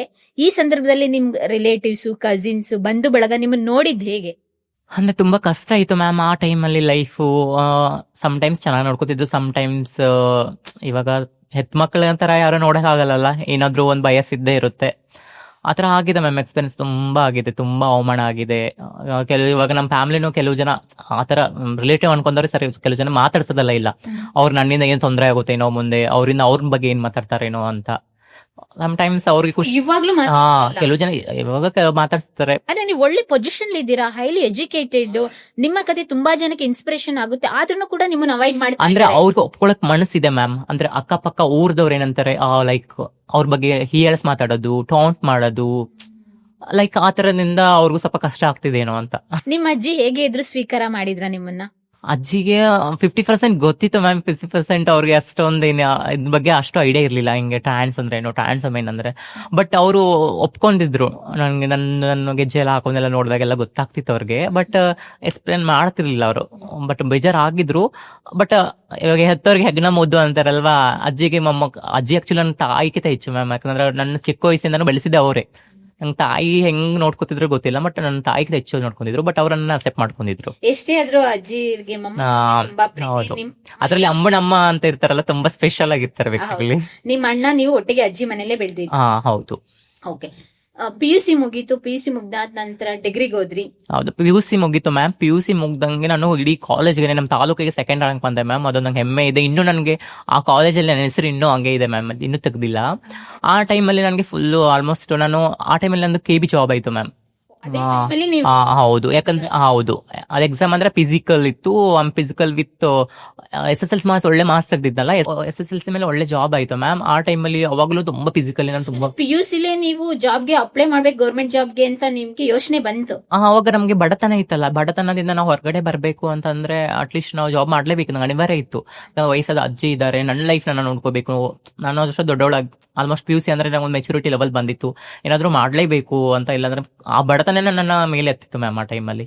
ನೋಡಿ, ಎಷ್ಟೋ ಜನ ಮನೇಲಿ ಓದಿ ಅಂದ್ರೂ ಕೂಡ ಓದಲ್ಲ. ಬಟ್ ಏನಕ್ಕೆ ಓದ್ಬೇಕು ಅಂತ ಹೇಳಿದ್ರೆ ಇವ್ರ ಕಥೆನ ಕೇಳಿ. ಎಕ್ಸಾಮ್ ಫೀಸ್ ಕಟ್ಟೋದಕ್ಕೆ ದುಡ್ಡಿತ್ತ? ತುಂಬಾ ಕಷ್ಟ ಆಯ್ತು ಮ್ಯಾಮ್. ಆ ಟೈಮಲ್ಲಿ ನಾವು ಓದ್ಬೇಕಂದ್ರೆ ದುಡ್ಡು ಇರ್ಲಿಲ್ಲ, ಒಂದು ಪೆನ್ಷನ್ ದುಡ್ಡು ಸಾಲ್ತಿರ್ಲಿಲ್ಲ. ನಾನು ಏನ್ ಮಾಡ್ತಿದ್ದೆ ಅಂದ್ರೆ ಬೇರೆ ಜಮೀನಲ್ಲಿ ಹೋಗಿ ಕಳೆ ಕೀಳಕ್ ಹೋಗ್ತಿದ್ದೆ. ಆಮೇಲೆ ಇದು ಜೋಳ ಮುರಿಯಕ್ ಹೋಗ್ತಿದ್ದೆ. ಆ ದುಡ್ಡನ್ನ ಸ್ವಲ್ಪ ಸ್ವಲ್ಪ ಸೇವಿಂಗ್ ಮಾಡ್ತಿದ್ವಿ. ಅದು ಸಾಲ್ತಾ ಇಲ್ಲ ಅಂತ ನಾನು ಅಕ್ಕಪಕ್ಕ ಅಂಗನವಾಡಿ ಟೀಚರ್ಸ್ ಬುಕ್ಸ್ ಬರೆಯಕ್ ಕೊಡ್ತಿದ್ರು. ಆ ಅಂಗನವಾಡಿ ಟೀಚರ್ಸ್ ಬುಕ್ ಬರೆದು ನಾನು 200-300 ನಮ್ಗೆ ತುಂಬಾ ಇದಿತ್ತು ಮ್ಯಾಮ್. ಆಮೇಲೆ ನಾನು ಚುರುಮುರಿ ಕಟ್ಟಕ್ ಹೋಗೋದು, ಗಿರ್ನಿಲಿ ಕಸ ಗುಡ್ಸಕ್ ಹೋಗೋದು, 1-2 ರೂಪಾಯಿ ತುಂಬಾ ಇಂಪಾರ್ಟೆಂಟ್ ಆಗ್ತಿತ್ತು. ಅಂದ್ರೆ ಇಂತ ಕೆಲಸ ಮಾಡಿ ನಂಗಿಲ್ಲ ನೀವು? ಎಲ್ಲಾನು ಮಾಡಿದೀನಿ ಮ್ಯಾಮ್. ಎಲ್ಲಾನು ಮಾಡಿದ್ರೆ ಎಜುಕೇಶನ್ ಮಾಡಕ್ಕೋಸ್ಕರ. ಅಂದ್ರೆ ನಿಮ್ಮ ಮೈಂಡ್ ಚೇಂಜ್ ಆಗಿಲ್ವಲ್ಲ ಆ ಟೈಮ್ ಅಲ್ಲಿ? ಯಾಕೆಂದ್ರೆ ನಿಮ್ಮ ಕಮ್ಯುನಿಟಿ ಕಡೆ ಸೇರ್ಬೇಕು ಅಥವಾ ಯಾರೋ ಒಬ್ರ ಜೊತೆ ನನ್ನ ಫೀಲಿಂಗ್ಸ್ ನ ಶೇರ್ ಮಾಡ್ಕೊಬೇಕು ಅಂತ ಹೇಗೆ ಕಂಟ್ರೋಲ್ ಮಾಡ್ಕೊಂಡ್ರಿ? ತುಂಬಾ ಅಂದ್ರೆ ತುಂಬಾ ಮನಸ್ಸಲ್ಲಿ ಫೀಲಿಂಗ್ಸ್ ಎಲ್ಲ ಇತ್ತು. ನಾನು ತುಂಬಾ ಆಡ್ಕೋತಿದ್ರು, ಅಕ್ಕಪಕ್ಕದ ಎಲ್ಲ ಮಾಡ್ಕೋತಿದ್ರು. ಬಟ್ ನನ್ಗೆ ಏನಂದ್ರೆ ನನ್ನ ಎಜುಕೇಶನ್ ಹಾಳು ಮಾಡ್ಕೋಬಾರ್ದು. ನಾನು ಉತ್ತರ ಕೊಡಕ್ಕಾಗೋದು ಬರೀ ಎಜುಕೇಶನ್ ಇಂದ ಮಾತ್ರ. ಎಕ್ಸಾಕ್ಟ್ಲಿ ಬೇರೆದವರು ನಮ್ಗೆ ಮಾತಾಡ್ತಾ ಟಾಂಟ್ ಮಾಡ್ತಾರೆ, ಅದು ನಮ್ಗೆ ನಾನು ತುಂಬಾ ನೋವು ಆಗ್ತಿತ್ತು ಮ್ಯಾಮ್. ಮನುಷ್ಯ ಅಂದ್ಮೇಲೆ ಭಾವನೆಗಳು ಸ್ಪಂದಿಸ್ತೀವಿ. ಬಟ್ ಆ ಟೈಮಲ್ಲಿ ನನಗೆ ನಮ್ಮ ಅಜ್ಜಿ ನಮ್ಗೆ ತುಂಬಾ ಮಾರಲ್ ಹೇಳ್ಕೊಡೋದು, ನೀನು ಜಾಬ್ ಮಾಡ್ಲೇಬೇಕು, ನೀನು ಸರ್ಕಾರಿ ಹುದ್ದೆಗೆ ಇಡ್ಲೇಬೇಕು ಅಂತ. ಆ ಟೈಮಲ್ಲಿ PUC ಫಸ್ಟ್ ರ್ಯಾಂಕ್ ಬಂತು, ತುಂಬಾ ಖುಷಿ ಆಯ್ತು. ಆಕ್ಚುಲಿ ನಮ್ಮ ರಿಲೇಟಿವ್ ನನ್ನ ಮನೆಯಿಂದ ಅವ್ರ ಮನೆ ಸ್ವಲ್ಪ ದಿನ ಇದ್ದೆ, ಕಷ್ಟ ಆಗ್ತದೆ ಅಜ್ಜಿ ಮನೇಲಿ ಅಂತ ಅವರೆಲ್ಲ ಮನೆಯಿಂದ ಹೊರಗಡೆ ಹಾಕಿದ್ರು. ನನಗೆ SSLC ಮುಗಿದ್ಮೇಲೆ 1 year ಮನೇಲಿ ಇದ್ದೆ, ಕೆಲಸ ಮಾಡಿದ್ರೆ ಮಾತ್ರ ಊಟ ಕೊಡ್ತೀವಿ ಅಂತ ಆ ತರ ಎಲ್ಲ ಹೇಳ್ತಾ ಇದ್ರು. ನಮ್ಮ ಅಜ್ಜಿ ಮನೆ ಕಷ್ಟಪಟ್ಕೊಂಡು ಇದ್ ಮಾಡಿ ನಾನು ಇದು ನಮ್ಮ ತಾಲೂಕಿಗೆ ಸೆಕೆಂಡ್ ಬಂದು ಆಮೇಲೆ ಮಾಡ್ಬಿಟ್ಟು ಜಾಬ್ ಎಲ್ಲ ಆಯ್ತು ಮ್ಯಾಮ್. ಒಂದು 2 years ಆಯ್ತು, ನನಗೆ ಗೊತ್ತಾಯ್ತು ಆಲ್ರೆಡಿ ಫುಲ್ ಕಂಪ್ಲೀಟ್ಲಿ ನಂಗೆ ತುಂಬಾ ಮೆಂಟ್ಲಿ ಇದಾಗ್ತಾ ಇದೆ, ಡಿಸ್ಟ್ರಾಕ್ಟ್ ಆಗ್ತಾ ಇದ್ದಾರೆ. ನಂಗೆ ನನ್ನ ತುಂಬಾ ಚೇಂಜಸ್ ಆಗ್ತಾ ಇತ್ತು. 3 years ಮಾಡಿದೆ ಕಷ್ಟಪಟ್ಕೊಂಡು. ಹಂಗೆ ಡಿಗ್ರಿ ಕಂಪ್ಲೀಟ್ ಮಾಡ್ಕೊಂಡ್ಬಿಟ್ಟೆ ಮ್ಯಾಮ್. ನನ್ಗೆ ಗೊತ್ತಿತ್ತು ಮೊದಲು ಎಜುಕೇಶನ್ ಮೇನು, ಆಮೇಲೆ ನನ್ನ ಭಾವನೆಗಳಿಗೆ ನಾನು ಬೆಲೆ ಕೊಡಕ್ ಹೋಗೋದು ಅಂತ. ನಮ್ಮ ಮನೆಯಲ್ಲಿ ಸ್ವಲ್ಪ ಕ್ಲಿಕ್ ಕೊಟ್ಟೆ. ಆಮೇಲೆ ಹಂಗಂಗೆ ಹೋಗಿ ಆಮೇಲೆ ನಾನು ಕಮ್ಯುನಿಟಿ ಎಲ್ಲ ಪರಿಚಯ ಮಾಡ್ಕೊಂಡು ಡಿಗ್ರಿ ಕಂಪ್ಲೀಟ್ ಆದ್ಮೇಲೆ ಮಾಡ್ಕೊಂಡು ಕರೆಸ್ಪಾಂಡೆನ್ಸ್ ಮಾಡಿದ್ದೆ. ಆ ಟೈಮ್ ಅಲ್ಲಿ ನೀವು ಜಾಬ್ ಹೋಗ್ತಾ ಎಕ್ಸಾಮ್ ಗಳಿಗೆಲ್ಲ ಎಕ್ಸಾಮ್ ಮಾಡ್ತಿದ್ದೆ ಮ್ಯಾಮ್. ಓಕೆ. ಅಲ್ಲೇ ಸುತ್ತಮುತ್ತ ಜಾಬ್? ಇಲ್ಲ, ನಾನು ಭದ್ರಾವತಿಲಿ KB 3 years ವರ್ಕ್ ಮಾಡಿದ್ದೀನಿ ಮ್ಯಾಮ್. ಅಂದ್ರೆ PUC ಮುಗಿದ ಹೌದು. ಆಕ್ಚುಲಿ ನಂಗೆ ತುಂಬಾ ಡಿಗ್ರಿ ಇನ್ನೂ ನಾನು ಡಿಗ್ರಿ ಮಾಡ್ಬೇಕು. ಆಕ್ಚುಲಿ ನಂಗೆ ಡ್ರೀಮೇ IAS ಮಾಡ್ಬೇಕಂತ ತುಂಬಾ ಇತ್ತು ಮ್ಯಾಮ್. ನನಗೆ ಸಿವಿಲ್ ಸರ್ವಿಸ್ ಅಂದ್ರೆ ಹೆವಿ ಹುಚ್ಚು. ನಾನು ಆದ್ರೆ DC ಆಗ್ಬೇಕು ಅಥವಾ ತಹಶೀಲ್ದಾರೇ ಆಗ್ಬೇಕು. ಚಿಕ್ಕ ವಯಸ್ಸಿಂದನೂ ತಮ್ಗೆ ತುಂಬಾ, ಯಾಕಂದ್ರೆ ನಾವು ಸಮಾಜದಲ್ಲಿ ನಾವು ಕೆಲ ಮಟ್ಟದಲ್ಲಿ ಯಾರು ಇರ್ತಾರಲ್ಲ, ಅಂದ್ರೆ ಯಾರು ಬಲಿಪುಷ್ಯಗಳು ಇರ್ತಾರಲ್ಲ, ಯಾರು ಪೂರ್ತಿ ತಳಮಟ್ಟದಲ್ಲಿ ಸಮಾಜ ಇರುತ್ತಲ್ಲ, ಅಂತವ್ರಿಗೆ ಸಹಾಯ ಮಾಡಬೇಕು ಅಂತ ತುಂಬಾ ಇತ್ತು ಮ್ಯಾಮ್ ಚಿಕ್ಕ ವಯಸ್ಸಿನ. ಯಾಕಂದ್ರೆ ಆ ಕಷ್ಟನ ನೋಡ್ಕೊಂಡ್ ಬಂದಿವಿ ನಾನು. ನಂತರ ಅನಾಥ ಮಕ್ಕಳು ಎಷ್ಟು ಜನ ಇರ್ತಾರೆ, ಆಮೇಲೆ ನಮ್ಮ ಅಜ್ಜಿ ತರ ವಯಸ್ಸಾದವ್ರಿಗೆ ಯಾರು ಮಕ್ಕಳಿದ್ರು ಸರಿಯಾಗಿ ನೋಡ್ಕೊಳ್ಳಲ್ಲ, ಅಂತವ್ರಿಗೆ ನನ್ನ ಕೈಲಿ ಏನಾಗುತ್ತೆ ಅಂತ ಅದನ್ನ ಸಹಾಯ ಮಾಡ್ಬೇಕು ಅಂತ ತುಂಬಾ ಆಸೆ ಇತ್ತು ನಂಗೆ. ಆಸೆನೆ, ಆ ಡ್ರೀಮೇ. ಹೌದು. ಆ ಟೈಮಲ್ಲಿ ತುಂಬಾ ಸ್ಟ್ರಗಲ್ ಆಯ್ತು. ಯಾಕಂದ್ರೆ ನಾನು ಜಾಬ್ ಮಾಡೋವಾಗ್ಲೂ ಅಷ್ಟೇ, ಅಲ್ಲಿ ಸ್ವಲ್ಪ ಫಿಸಿಕಲ್ ವರ್ಕ್ ಎಲ್ಲ ಇರ್ತಿತ್ತು, ಕೇಬಲ್ ಎಲ್ಲ ಕಂಬ ಎಲ್ಲ ಅದೆಲ್ಲ ಹಂಗ ಆಗ್ತಾ ಇರ್ಲಿಲ್ಲ. ತುಂಬಾ ಕಷ್ಟ ಆಗೋದು. ಹಂಗೆ ನಮ್ಮ ಫ್ರೆಂಡ್ ಎಲ್ಲ ಪರಿಚಯ ಆಗಿ, ನಮ್ಮ ಕಮ್ಯುನಿಟಿ ಎಲ್ಲ ಪರಿಚಯ ಆಗಿ ನಾನು ಡಿಸೈಡ್ ಮಾಡಿದೆ ನಾನು ಹೆಣ್ಣ. ನೀವು ಫಸ್ಟ್ ನೀವು ಸೆಲೆಕ್ಷನ್ ಆಗಿ ಜಾಬ್ಗೆ ಮೇಲ್ ಆಗಿ? ಹೌದು ಮೇಲ್ ಅಂತ ಆಗಿದ್ದೆ, ಬಟ್ ನನಗೆ ಅದು ಕಂಪ್ಲೀಟ್ ಮಾಡಕ್ ಆಗ್ಲಿಲ್ಲ. Okay okay okay. ಹುಡುಗ ಆಗಿ ನೀವು ಹಾ, ಗೌರ್ಮೆಂಟ್ ಜಾಬ್ ಹೌದು. ಸೆಲೆಕ್ಷನ್ ಹೌದು ಹೌದು. ಎಷ್ಟು ವರ್ಷ ಮಾಡಿದ್ರಿ, ಎಲ್ಲಿ ಮಾಡಿದ್ರಿ? 3 ವರ್ಷ ಮಾಡಿದ್ದೆ ಮ್ಯಾಮ್. ಇದು ವಿದ್ಯುತ್ ಇಲಾಖೆಯಲ್ಲಿ ಇದರಲ್ಲಿ ಮಾಡಿದ್ದೆ. ಯಾವುದು ಭದ್ರಾವತಿ ಇದು ಶಿವಮೊಗ್ಗ ಜಿಲ್ಲೆ ಭದ್ರಾವತಿ ತಾಲೂಕಿನಲ್ಲಿ ಮಾಡಿದ್ದೆ. ಆಮೇಲೆ ನಂಗೆ ತುಂಬಾ ಟ್ರಾನ್ಸ್ಫರ್ಮೇಶನ್ ಆಲ್ರೆಡಿ ನಂಗೆ ತುಂಬಾ ಗೊತ್ತಾಗ್ತಿತ್ತು, ಫೀಲ್ ಆಗ್ತಾ ಇತ್ತು. ನನಗೆ ಬದುಕಕ್ಕಾಗಲ್ಲ, ಹುಡುಗಕ್ಕೆ ಬದುಕಕ್ಕಾಗಲ್ಲ, ಹುಡುಗಿಯಾಗಿ ನನಗೆ ಆಲ್ರೆಡಿ ಡಿಸೈಡ್ ಮಾಡ್ಬಿಟ್ಟೆ ಆದ್ರೆ ಹೆಣ್ಣು ಸತ್ರು ಹೆಣ್ಣೆ ಅಂತ ಹೇಳಿ ಡಿಸೈಡ್ ಮಾಡಿದೆ. ಅಷ್ಟೊತ್ತಿಗೆ ನಂಗೆ ಕಮ್ಯುನಿಟಿ ಕೆಲವೆಲ್ಲ ಪರಿಚಯ ಆಗಿ ನಾನು ಕಂಪ್ಲೀಟ್ ಆಗಿ ಸರ್ಜರಿ ಮಾಡ್ಬೇಕು ರೆಡಿ ಆಯ್ತು. ಅದೇ ಎಷ್ಟು 1 ತಿಂಗಳದು ಪರ್ಮನೆಂಟ್ ಆಗಿ 1 ತಿಂಗಳಾಗಿತ್ತು ಮ್ಯಾಮ್ ನಂದು. ಅದನ್ನ ದುಡ್ಡು ತಗೊಂಡು ಹೋಗ್ಬಿಟ್ಟು ಸರ್ಜರಿಗೆ ಸರ್ಜರಿ ಆಯ್ತು. 1 ತಿಂಗಳ ಸಂಬಳ ಹಾಗಾದ್ರೆ ಎಷ್ಟು ಬರ್ತಾ ಇತ್ತು? ಅಂದ್ರೆ 1 ತಿಂಗಳಂದ್ರೆ ಮ್ಯಾಮ್ ಸ್ವಲ್ಪ ಅದು ನಮ್ ಕಡೆ ನಮ್ಮ ಕಮ್ಯುನಿಟಿಯಲ್ಲಿ ಸ್ವಲ್ಪ ಲೋನ್ ಎಲ್ಲ ಮಾಡ್ಕೋತೀವಿ ನಾವು, ಫೈನಾನ್ಸ್ ಎಲ್ಲ ತಗೊಂತೀವಿ. ಅದನ್ನ ಸ್ವಲ್ಪ ಸ್ಟಾರ್ಟಿಂಗ್ ಅಲ್ಲಿ ಇದ್ ಮಾಡೋಣ ಅಂತ ಫೈನಾನ್ಸ್ ಎತ್ಕೊಂಡ್ವಿ. ತುಂಬಾ ಖರ್ಚಾಗಿದೆ ಮ್ಯಾಮ್, ದುಡ್ಡು ಸುಮಾರು ಖರ್ಚಾಗಿದೆ. ಎಷ್ಟಾಯ್ತು ಕಂಪ್ಲೀಟ್ ಆಗಿ? ಕಂಪ್ಲೀಟ್ ಆಗಂದ್ರೆ ಒಂದು 8 to 9 ಲ್ಯಾಕ್ ಬೇಕು ಮ್ಯಾಮ್. 9 ಬೇಕು complete. Look like complete women. Okay. ನೀವು ಫಸ್ಟ್ ಟೈಮ್ 9 ಲಕ್ಷ ಖರ್ಚು ಹೌದು ಹೌದು ಆ ಏಜ್ಗೆನೆ? ಹೌದು. ಅಂದ್ರೆ ಸಾಲ ತೀರಿಸ್ತೀನಿ ಅಂತ ನಿಮ್ಮಲ್ಲಿ ಛಲ ಇತ್ತು? ಸಾಲ ಇತ್ತು ಮ್ಯಾಮ್. ನಾನು ಕಷ್ಟಪಟ್ಟು ಏನ್ ಮಾಡ್ತೀನಿ, ಏನೋ ದುಡಿತೀನಿ ಅಂತ ಸ್ವಲ್ಪ ಅವಾಗ ನಮ್ಮ ಫ್ಯಾಮಿಲಿ ಸ್ವಲ್ಪ ಸಿಕ್ತು ಮ್ಯಾಮ್ ನಂಗೆ. ಆ ಟೈಮಲ್ಲಿ ಒಂದ್ ಸ್ವಲ್ಪ ಹೆಲ್ಪ್ ಮಾಡಿದ್ರು, ಬಟ್ ತೀರಿಸ್ತೀನಿ ಅಂತ ಕೆಪಾಸಿಟಿ ನಂಗಿತ್ತು. ನೀವು ಕಂಪ್ಲೀಟ್ ಆಗಿ ಟ್ರಾನ್ಸ್ ಆದಾಗ ಜಾಬ್ ಅಲ್ಲಿ ಇದ್ರ, ಜಾಬ್ ಬಿಟ್ಟಿದ್ರ? ಜಾಬ್ ಇರ್ಲಿಲ್ಲ ಮ್ಯಾಮ್. ನಾನು ಜಾಬ್ ಬಿಟ್ಬಿಟ್ಟಿದ್ದೆ ಆಲ್ರೆಡಿ. ನಂಗೆ ಆಗ್ತಾ ಇರ್ಲಿಲ್ಲ, ಆಲ್ರೆಡಿ ಬಿಟ್ಬಿಟ್ಟಿದ್ದೆ. ಸೇವಿಂಗ್ಸ್ ಮಾಡಿದ್ರಿ ನೀವು? ಆ ಟೈಮಲ್ಲಿ ಆಗಿತ್ತು ಮ್ಯಾಮ್, 1.5 ಲ್ಯಾಕ್ ಮಾಡಿದ್ದೆ. ಓಕೆ. ಉಳಿದಿದ್ದೆಲ್ಲ ಸಾಲ? ಉಳಿದ ಸಾಲ ಮಾಡ್ಕೊಂಡು. ಓಕೆ. ನಿಮ್ದೆಲ್ಲ ಪೂಜೆ, ಮಾತಾಜಿ ಅದೆಲ್ಲ ತುಂಬಾ ಖರ್ಚಾಗಿದೆ ಮ್ಯಾಮ್. ಅದು 4.5 ಲಕ್ಷ ಆಗಿದೆ ಆಕ್ಚುಲಿ, ಮಾತಾ ಪೂಜೆ ಎಲ್ಲ ಸೇರಿ. ಓ ಮೈ ಗಾಡ್. ಅಂದ್ರೆ ಫೈನಲಿ ನಿಮ್ ಡ್ರೀಮ್ ಫುಲ್ಫಿಲ್ ಆಯ್ತು? ಹೌದು ಫುಲ್ಫಿಲ್ ಆಯ್ತು ಹೌದು. ಕಂಪ್ಲೀಟ್ ಆಗಿ? ಇಲ್ಲ ಆಕ್ಚುಲಿ ಅವಾಗ ನನ್ನ ಕಂಪ್ಲೀಟ್ ಜಾಬ್ ಫುಲ್ಫಿಲ್ ಆಗಿಲ್ಲ. ಮತ್ತೆ ನಾನು ತುಂಬಾ ಕೆಲ ಮಟ್ಟದಲ್ಲಿ ಬಂದೆ. ಯಾವಾಗ ನಾನು ಕಮ್ಯುನಿಟಿಲಿ ಬಂದಾಗ ನಂತರ ಜಾಬ್ ಇರ್ಲಿಲ್ಲ. ಮತ್ತೆ ನೀವು ಕಮ್ಯುನಿಟಿ ಸೇರ್ಕೊಂಡು? ಹೌದು, ನಾನು ಕಮ್ಯುನಿಟಿಲಿ ಕೋಲಾರಲ್ಲಿ ಇದ್ದೆ ಮ್ಯಾಮ್. ನಾನು ಕಮ್ಯುನಿಟಿಲಿ ಬಂದಾಗ ಅವಾಗ ನಂತರ ಜಾಬ್ ಇರ್ಲಿಲ್ಲ, ಅದ್ರ ದುಡ್ಡು ಖಾಲಿ ಆಗಿತ್ತು. ನಾನು ಏನೋ ಒಂದ್ ಮಾಡ್ಬೇಕು, ನಾನು ಟ್ರಾನ್ಸ್ಫರ್ಮೇಶನ್ ದುಡ್ಡು ಬೇಕಿತ್ತು. ಮನೆಯಲ್ಲಿ ತುಂಬಾ ಇದು ಏನೋ ತುಂಬಾ ನೀನು ಸಿಕ್ಕಾದಕ್ಕೂ ಸಿಕ್ಕು, ಕಡ್ದಾಕ್ತೀನಿ, ಸಿಗ್ದಾಕ್ತೀನಿ, ಕೊಲೆ ಮಾಡ್ತೀನಿ ಅಂತ ಲೈಕ್ ಅಂದ್ರೆ ನಮ್ಮ ಫ್ಯಾಮಿಲಿ, ನಮ್ಮ ರಿಲೇಷನ್ ಕಡೆ. ಬಟ್ ಅಂದ್ರೆ ಗೊತ್ತಾಯ್ತು ವಿಷಯ? ಆಮೇಲೆ ಗೊತ್ತಾಯ್ತು. ಸರ್ಜರಿ ಆಗಿ 15 ಡೇಸ್ಗೆ ಗೊತ್ತಾಯ್ತು. ಅಂದ್ರೆ ಅವ್ರಿಗೂ ಒಂಥರ ಮನಸ್ಸಿರುತ್ತಲ್ಲ, ಲೈಕ್ ನನ್ನ ಮೇಲೆ ಏನೋ ಹೋಪ್ ಇಟ್ಕೊಂಡಿರ್ತಾರೆ, ಆಶಾವಾದಿಗಳು ಇಟ್ಕೊಂಡಿರ್ತಾರೆ. ಬಟ್ ನಾನು ಅದನ್ನ ನಿರಾಸೆ ಮಾಡಿ ಅಂತ ಅವ್ರಿಗೂ ಸ್ವಲ್ಪ ಬೇಜಾರಿರುತ್ತೆ. ಅದಕ್ಕೆ ನಾನು ಆಮೇಲೆ ನಾನು ಅದಕ್ಕೆ ನಿರ್ಧಾರ ಮಾಡಿ ನಾನು ಕಂಪ್ಲೀಟ್ ಆಗಿ ಹೆಣ್ಣಾಗ್ಬಿಟ್ಟು ಮತ್ತೆ ನನಗೆ ಅದೇ ಅವಮಾನ, ಅದೇ ಇದು ನಮ್ಮ ಕಮ್ಯುನಿಟಿಯಿಂದ ಸ್ವಲ್ಪ ಪ್ರಾಬ್ಲಮ್ಮು. ಆಮೇಲೆ ಹೊರಗಡೆ ದುಡಿಬೇಕು. ಕಮ್ಯುನಿಟಿಲಿ ನೀವು ಎಜುಕೇಟೆಡ್ ಆಗಿ ಆಲ್ರೆಡಿ ಗೌರ್ಮೆಂಟ್ ಎಂಪ್ಲಾಯಿ ಆಗಿ ನೀವು ಸೇರ್ಕೊಂಡಿದ್ದು, ನಿಮ್ಗೆ ಅಲ್ಲಿ ಎಜುಕೇಶನ್ ಏನಾದ್ರು ಸಪೋರ್ಟ್ ಮಾಡಿದ್ರೆ ಅಥವಾ ಯಾವ ರೀತಿಯಾಗಿ ಅವಮಾನ ನೀವು ಅಲ್ಲ? ಕಮ್ಯುನಿಟಿ ಅಂದ್ರೆ ಹಂಗಿರ್ಲಿಲ್ಲ ಮ್ಯಾಮ್. ಅಂದ್ರೆ ಸಾಲ ಹರಿಬೇಕಿತ್ತು, ನಾವು ಅವ್ರನ್ನ ದೂರ್ಸಕ್ಕೂ ಆಗಲ್ಲ. ಯಾಕಂದ್ರೆ ಕಮ್ಯುನಿಟಿ ತುಂಬಾ ಸಹಾಯ ಮಾಡ್ತಿದ್ದಾರೆ. ಒಂದು ಕಷ್ಟದಲ್ಲಿ ನೋಡ್ಕೊಳ್ಳೋದೇ ನಮ್ಮ ಕಮ್ಯುನಿಟಿಯವರು, ಸಮುದಾಯದವರು. ಒಂದ್ ಸರ್ಜರಿ ಇದ್ದಾಗ ಯಾವ ವ್ಯಕ್ತಿನೂ ನಮ್ಮನ್ನು ಮುಟ್ಟಲ್ಲ. ಆ ಟೈಮಲ್ಲಿ ನಮ್ಮ ಸಮುದಾಯ ನಮ್ಮನ್ನ ಸಹಾಯ ಮಾಡೋದು. ಒಂದು ಸರ್ಜರಿ ಕರ್ಕೊಂಡು ಹೋಗೋದಾಗ್ಲಿ, ಸರ್ಜರಿ ಮಾಡೋದಾಗ್ಲಿ ತುಂಬಾ ಚೆನ್ನಾಗಿ ನೋಡ್ಕೊಂಡ್ರು ಆಕ್ಚುಲಿ. ಫಸ್ಟ್ ಆಫ್ ಆಲ್ ನಿಮ್ಗೆ ಒಂದು ಫೀಲಿಂಗ್ಸ್ ನ ಅಕ್ಸೆಪ್ಟ್ ಮಾಡ್ಕೊಂಡು ನಮ್ಮವ್ರ ಫೀಲ್ ಆಗದ ಅಲ್ಲಿ ಹೌದು ಹೌದು. ಆ ಟೈಮಲ್ಲಿ ನಮ್ಗೆ ಟೈಮಲ್ಲಿ ಯಾರು ನಮ್ ಜೊತೆ ನಿಂತ್ಕೋತಾರಲ್ಲ, ಅವಾಗ ಇವಾಗ ಚೆನ್ನಾಗಿದಾಗ ಎಲ್ಲರೂ ಬರ್ತಾರೆ. ನಮ್ಗೆ ಯಾವಾಗ ನೋವಿರುತ್ತಲ್ಲ, ಯಾವಾಗ ಬರ್ತಾರಲ್ಲ ಜನ, ಅದು ಯಾರು ನಮ್ಮವರು ಯಾರು ನಮ್ಮವ್ರಲ್ಲ ಅಂತ ಗೊತ್ತಾಗುತ್ತೆ ಮ್ಯಾಮ್. ಅಂದ್ರೆ ಕಮ್ಯುನಿಟಿಲಿ ಎಷ್ಟು ದಿನ ಇದ್ರಿ?